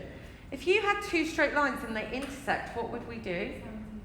Simultaneous equation. We'd put them equal to each other, wouldn't we? So, why do we put them equal to each other? Now, the reasoning why we do that, and I'm saying the word why, is because of the y. We have y equals blah, blah, blah. Y equals blah, blah, blah. So then we put blah, blah, blah equals blah, blah, blah. Do we have a common thing in both? Yeah. R. Okay? We can put them equal to each other because of the r's. So, now that I can put them equal to each other, before I write it all out again, I'm not going to write it how you think. I'm going to rewrite this one as one vector equal to this side as one vector. So look, 3 plus 2t. Okay, what's the second one? 8 minus t. What's the next one? Minus 2 plus 3t. Okay, we can do this on here. 7 plus 2s. Now, just be careful. And please help me with my mistakes. If I'm ever writing essays, 5s come out. I could have nearly written 10 then. Okay, just please watch out when you do the same. It's a big mistake I make and I'm aware of it. 4 plus S. And then 3 plus 4S. Okay.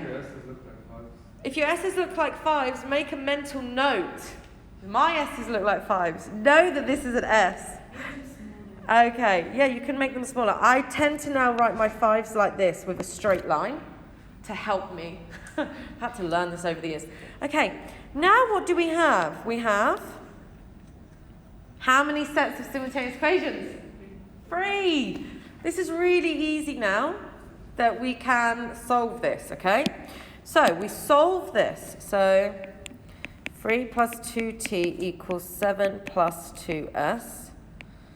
8 minus t equals 4 plus s. Okay, I'm going to rearrange this one. So I'm going to get 4 minus t equals s. Everyone happy with this? I'm going to substitute this into the first one. 3 plus 2t equals 7 plus 2 lots of s, which is 4 minus t. 3 plus 2t equals 7 plus 8 minus 2t. 4t equals 12, t equals 3. Now I know that t equals 3. 4 minus 3 equals s, so s equals 1. Do not stop there. We have our s and t, that's all we're missing. Which equation have we not used in trying to solve this? The last one.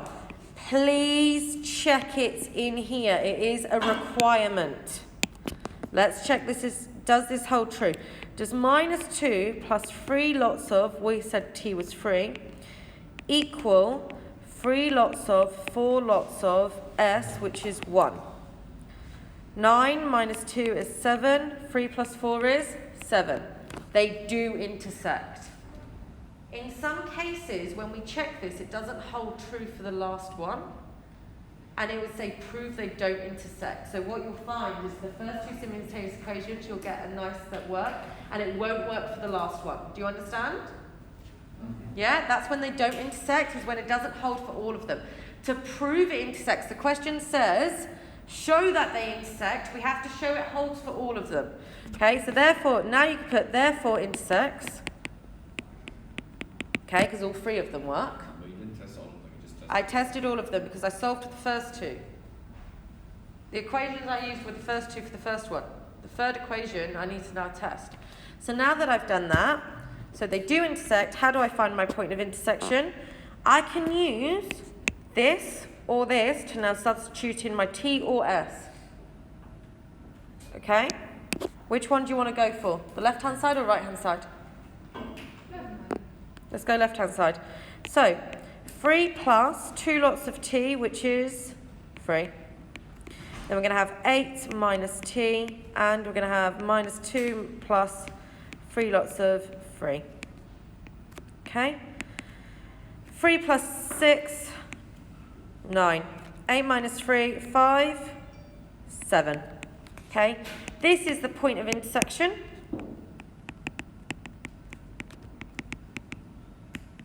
We can also check this is true by using what we did earlier. So here we go. 7 plus 2 lots of 1, 9, check. 4 plus 1, 5, check. 3 plus 4 lots of 1, 7, check. Either or is going to give you the same point. Okay, this is an example. However, this is a test your understanding example. So, let's give this a go. And, yeah, I'll explain it in a moment. Okay, so the line has this equation. So what's our first step? I'm going to write it. R equals minus 2, 1, 4 plus lambda 1 minus 2, 1. And the point P has position vector 2, 1, 3. I show that P does not lie on L. So what do we have to show? R equals 2, 1, 3. Yep, so we put 2, 1, 3 equals. Now, instead of writing this again, what am I going to have? Minus 2 plus lambda. 1 minus 2 lambda. 4 minus lambda. Okay? We now have three equations. So we're going to have 2 equals minus 2 lambda. 1 equals 1 minus 2 lambda. 3 equals 4 minus lambda. So what does lambda equal here? Lambda equals negative 1. Ah, sorry, this is plus. Sorry, I forgot the plus. Yeah. Okay, so sorry, what is this? Lambda equals? Minus 4. Not minus 4. Lambda equals 4. Okay, then the second one. 1 equals 1 minus 2 lots of 4. So 1 equals 1 minus 8, which is negative 7. Is this true? No, this is not true. Okay? For the last one, 3 equals 4 minus 4. Is that true? No. So, therefore, do not intersect. And can you see how I've used? Isn't it plus? Is it plus? Oh, I'm sorry. 3 does not equal 8 though, anyway. Does not intersect. Okay, so therefore they do not intersect. If we had lambda equals 4 here, and this worked for every equation, then they would have intersected. Okay? So this is part A. So this is nice and easy, and this is worth about 3 marks. Okay, so that's part A. The next part. Okay, I'm going to do that here. Show that P does not lie on L. Done. Do not intersect. P does not lie on L. Okay. Given that a circle, center P. Okay, so we have a circle with a center of P. Intersects L at points A and B. And that A has position vector 0, minus 3, 6. Find the position vector of V. Okay. First of all, I've read that, and I don't have a clue what's happening. Okay? So what am I going to draw? A diagram. Okay, so given that a circle, okay, what am I drawing? Circle, check. Center is what? P. Brilliant. Intersects L at points A and B. So a straight line, boom. This is L. Okay? And it intersects where? A and B. And A has position vector, let's call this A and this B. A has position vector 0, minus 3, 6. Everyone happy with this? Yes. P, 2, 1, 3. The line is R equals minus 2, 1, 4 plus lambda 1 minus 2, 1. Okay, right, I'm just writing it here so that I can zoom in now. So, wait, what was the question? Oh, find B. Okay, so I need to find B, yeah? Okay, so I've got all this information. I have my coordinate of A. How am I going to find my coordinate of B? I want you to think back to pure 2 geometry, coordinate geometry. I want you to think back to pure 2 coordinate geometry and think of this as an equation of a straight line here. We have a point, we have a center. How are you going to find the other point? That's what I want you to do. Okay, so if we substitute the point in of A, what are we then going to get? Does anyone know? So, what is our position vector of B? This is minus 2 plus lambda, 1 minus 2 lambda, and 4 plus lambda. And what we actually want to find is lambda. Okay? So this is my position vector. Now we know the magnitude of both are equivalent. Okay? So the radius. So we know the magnitude of AP must equal the same magnitude as BP. Okay, so what is AP? What's our direction vector now? Minus 2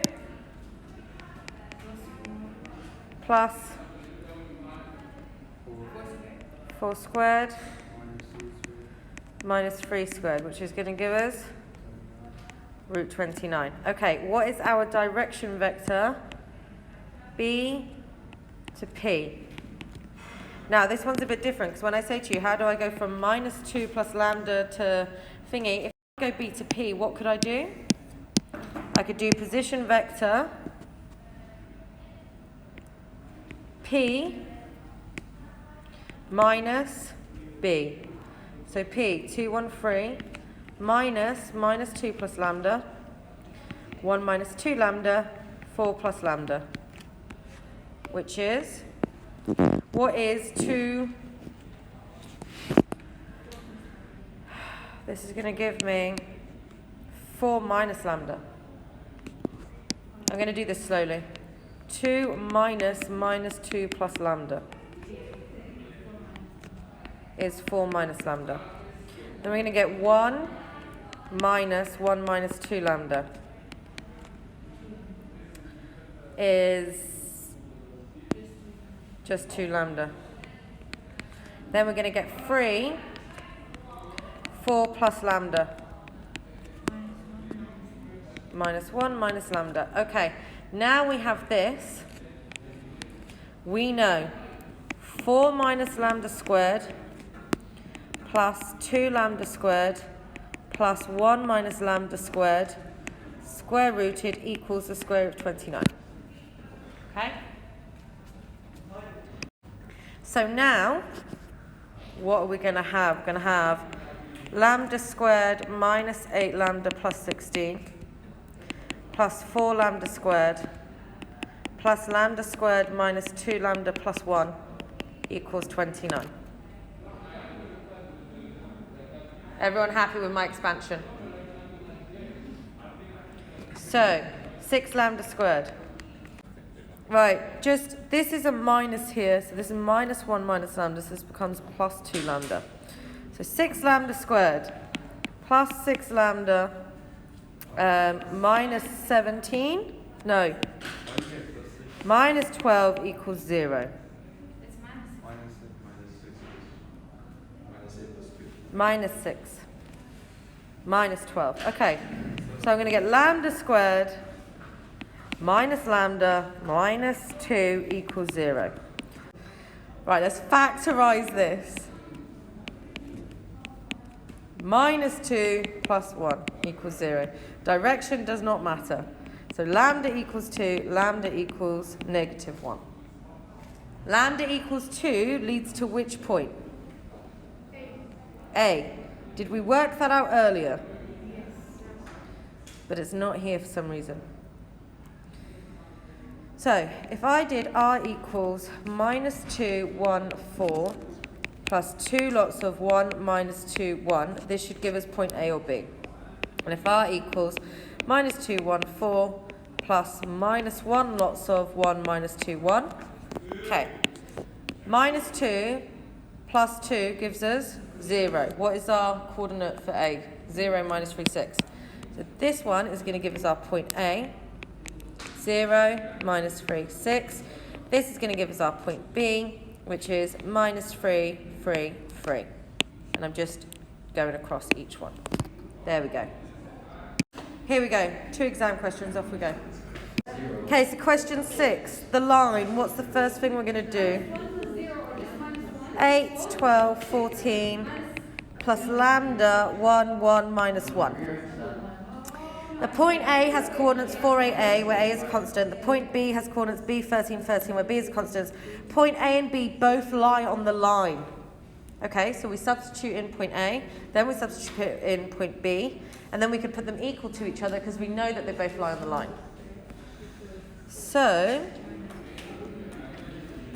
4, 8A equals 8 plus lambda, 12 plus lambda, 14 minus lambda. Okay? Then, what else do we have? We have B 13, 13 equals 8 plus lambda, 12 plus lambda, 14 minus lambda? Is that right? Yeah. So, 4 plus 8,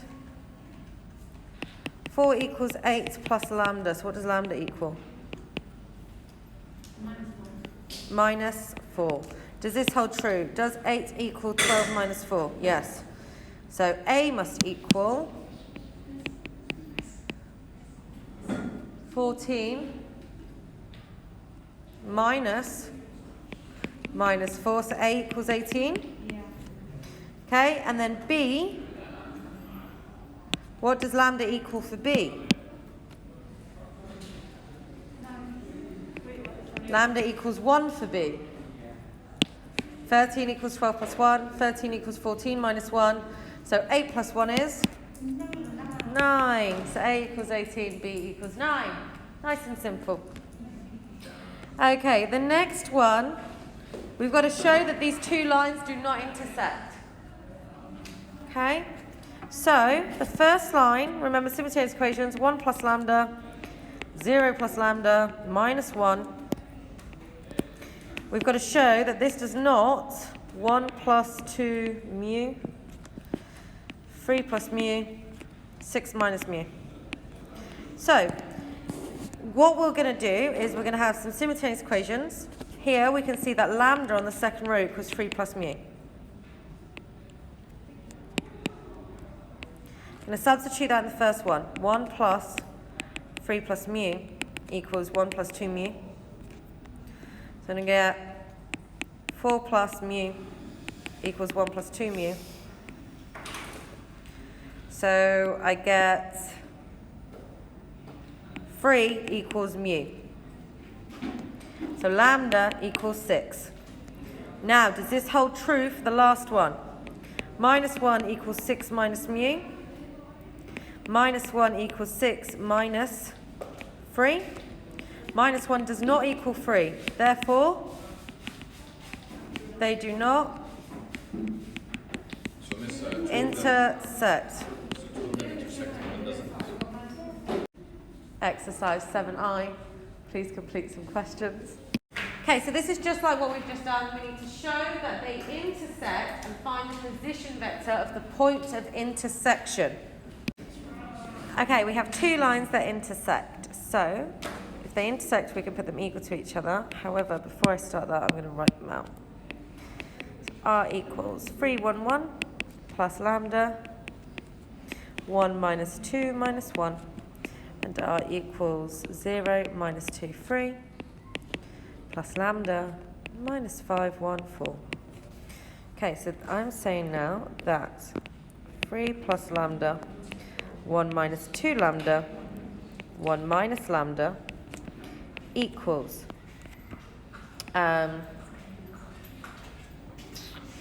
we should probably change this lambda to a mu because you don't want to confuse. Change that to a mu. You don't want to confuse, they're not the same lambda. So 0 minus 5 mu minus 2 plus mu. No, they're not the same. 3 plus 4 mu.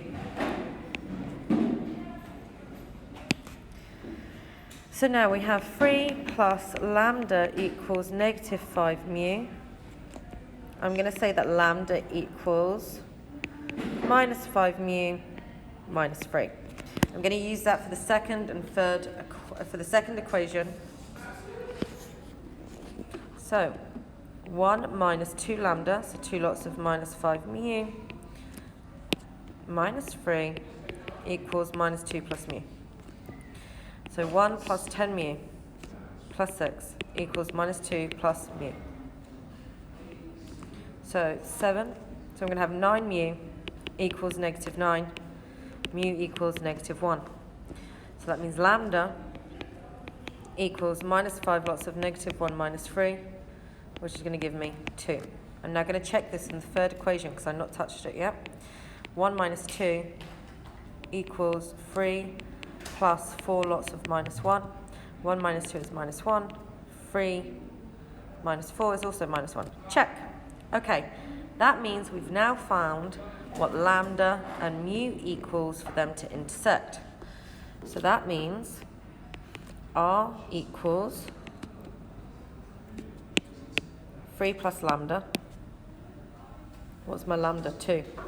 So R equals 5. 1 minus 4 is negative 3. 1 minus 2, negative 1. And R equals, we have minus 1. Minus 5, yeah, it should equal the same thing. Perfect. Brilliant. So, show that the two lines intersect, check, and find the position vector of the point of intersection. And this is the position vector. Check. Therefore intersect. Brilliant, we've done everything. Okay, exercise 7J, do a few questions. Okay, dot product, really simple. Dot product, what we're going to do, how do we find the dot product of these two vectors? 3 times 4 is 12. Okay, so 3 times 4 is 12. 2 times 0. 1 times 1. We add them all together. 13. Okay? So we multiply each one. So the dot product is different. We multiply and find the sum. As you can see here, the dot product is the sum of A and B. So 3 times A. 3A. 5B. 10. So the dot product is 3A plus 5B plus 10.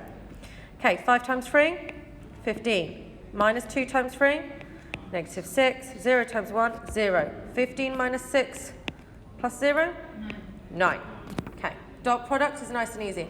Why do we need the dot product? Because the dot product is going to help us find an angle between two vectors. Earlier we saw that we found the angle.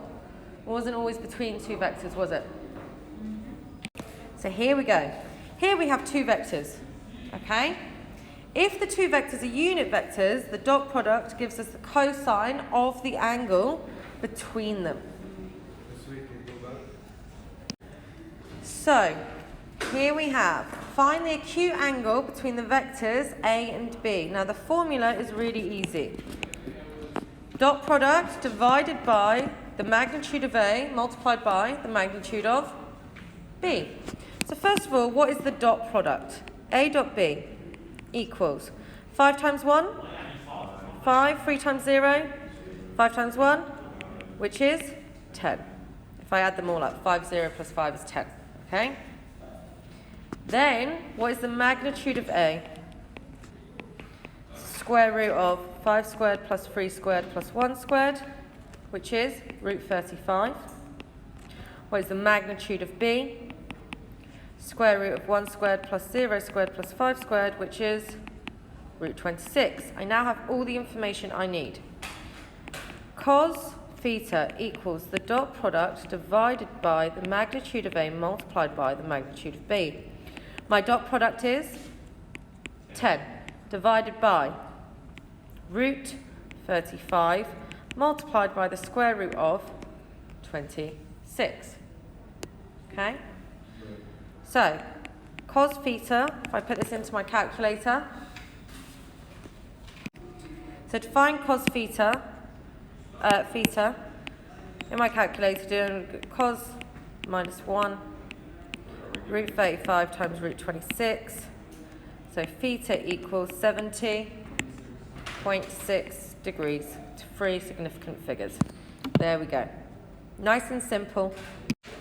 Fun fact. Perpendicular vectors. Okay? If two vectors are perpendicular, then the dot product is 0.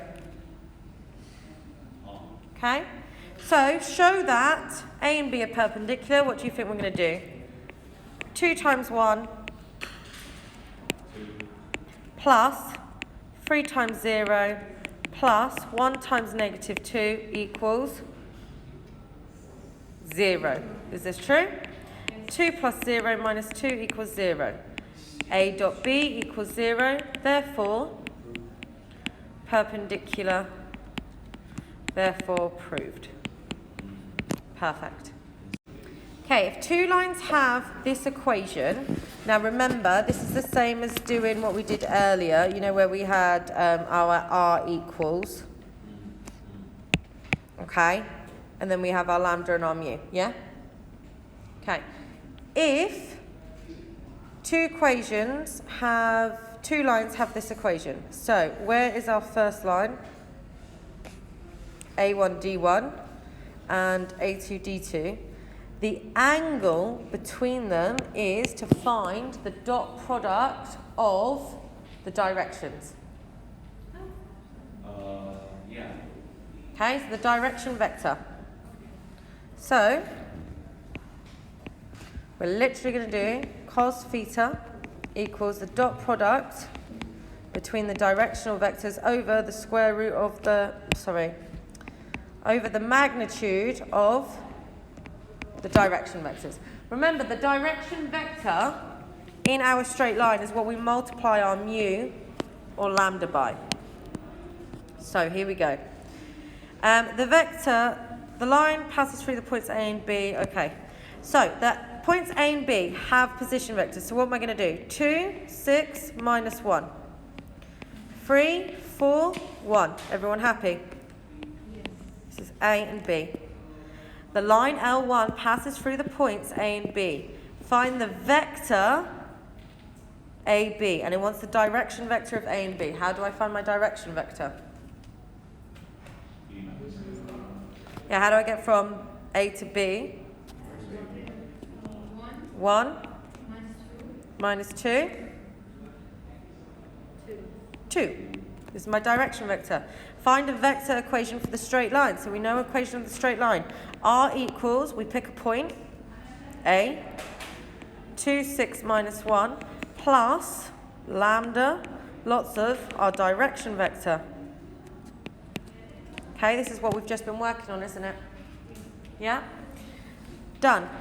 It then says a second line, L2, passes through the origin and is parallel to the vector IK. Okay, so technically, it passes through the origin. So what do we know? One of our points is 0, 0, 0. And what's our other point? 1,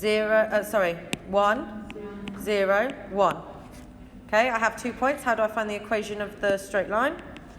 We can pick any point. I could pick 0, 0, 0. Plus mu. We're not going to use lambda again because we already used lambda. Mu, lots of direction vector. How do I get from A to B? Negative 1. 0 to 0? A to B. Yeah, how do I go from A to B? Yeah, 1. 1, 0, 1. Oh, sorry, I've gone from B to A. 1, 0, 1. Okay, so here we have the equation of this line. Now, it says the line L1 and L2 meet at the point C. Find the acute angle between the two lines. If we're ever finding an acute angle between the two lines, we're going to do the dot product of the directional vectors. This is the dot product of the direction vectors, the one next to our lambda or mu. So, we're going to have, if we call this direction vector 1, direction vector 2. Okay, what is the dot product of D1 and D2? 1 times 1 plus minus 2 times 0 plus 1 times 2, which equals 3. What is the magnitude of D1? Square root of 1 squared plus 2 squared plus 2 squared. Oh, I know that's a minus 2. Root 9, which is 3. What is the direction vector of number 2? 1 squared plus 0 squared plus 1 squared is root 2. So I'm going to have cos of the angle equals dot product 3 divided by magnitude multiplied by the other magnitude. What do I get? So that means theta equals, shift inverse of this is 45 degrees. Okay, so test your understanding on these two questions. So the first question is you just have to show they're perpendicular, and you can just see we've just put part B of the question.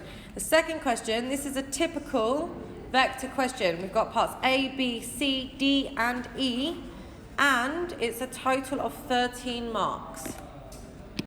So, question 6. Once we've read this, we can put this in column vector form if we like. So we know that R equals 9 minus 9, 0, 10 plus lambda 2, 1 minus 1, and R equals 3, 1, 17 plus mu, lots of 3 minus 1, 5, mu. Okay, Now, show that they're perpendicular. For them to be perpendicular, our dot product needs to equal 0. Now, our dot product is only on our direction vectors. So, 3 times 2 plus minus 1 times 1 plus 5 times minus 1. So, we're going to get 6 minus 1 minus 5 equals 0. Therefore, A dot B equals 0, therefore perpendicular. Question 7. Relative to a fixed origin, the point A has position vector. Okay, so A, I think I'm going to have to do this over here somewhere.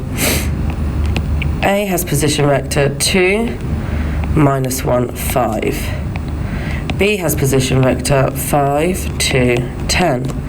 And D has position vector minus 1, 1, 4. The line L passes through the points A and B. Find the vector AB. So we want the direction vector AB. So A to B, nice and easy. We can do B minus A.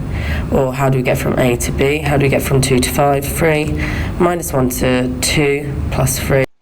And then 5 to 10 plus 5. So the equation, this is AB.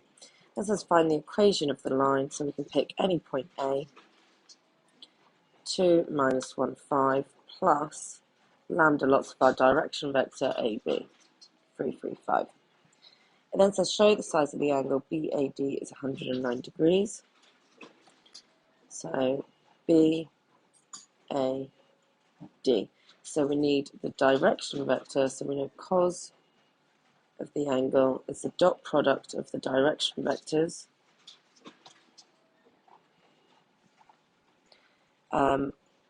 divided by the modulus of the direction vectors multiplied together. So now we can do the dot product of AB, we know is 3, 3, 5. AD, so how do I get from A to D? 2 to minus 1, minus 3, minus 1 to 1, minus, no, positive 2, and then 5 to 4, minus 1. So my dot product is minus 9 plus 6 minus 5, which equals minus 8. So 3 times minus 3 is minus 9, 3 times 2 is 6, 5 times minus 1, minus 5. So we're going to get minus 8. Then I need the modulus of AB. Sorry, not the modulus, the magnitude. Square root of 3 squared plus 3 squared plus 5 squared. 9 plus 9 plus 25. 18 plus 25. 43. The modulus of AD. Magnitude of AD. And remember, if you're not doing this in your head and you're using a calculator, whenever you substitute negatives, please put a bracket because your calculator will take the indices as the first thing and you'll get the wrong answer. So 3 squared is 9 plus 4 root 14 plus 1. So I'm going to have minus 8 divided by square root 43 times the square root 14 is cos of the angle. So the angle is inverse cos of minus 8 over root 43 times root 14. I'm just going to put that into my calculator. So this has given me 109.029 dot dot dot, which to the nearest degree is 109. Therefore, show. Perfect. Now, then the next part. The points A, B, and D together with a point C are the vertices of a parallelogram ABCD. So A, B, I'm going to write so. Oh. We know this is 109. So, like this. D. And it says that AB is the same as AC. So there we go. So here's C. Okay. So let's find the position vector of C. Okay, so how did we get from A to B? So we know that A is 2 minus 1, 5. B is 5, 2, 10. And our direction vector from A to B is 3, 3, 5. And we know that the point D is minus 1, 1, 4. So I'm just going to add my direction vector. So from D, it's the same as going from A to B. So D minus 1, 1, 4. And we're going to use the same direction vector plus our A to B, which is 3, 3, 5. So minus 1 plus 3 is 2. 1 plus 3 is 4. And 4 plus 5 is 9. Okay, so there we have how we go from D to C is 2, 4, 9. They do it slightly different in the mark scheme. However, personally, I would have done it this way. Then for the next part, it then says find the area of the parallelogram ABC. Okay, so I know that this angle is 109 degrees. I know that I have half a parallelogram. I already figured out AB earlier, the magnitude, which was root 43, and AD was root 14. And our triangle is a half AB sine C. Because it's a parallelogram, and then I'm going to multiply this whole thing by 2. So the formula I'm just going to use is a half A, which is one of my sides, root 43, times root 14, times sine of 109 degrees. And I type this into my calculator, it's going to give me, sorry, before I type this into my calculator, I am multiplying this by 2, so I don't need to do the half anymore, because they're going to cancel, so I'm just going to type this in. So this is 23.198, ...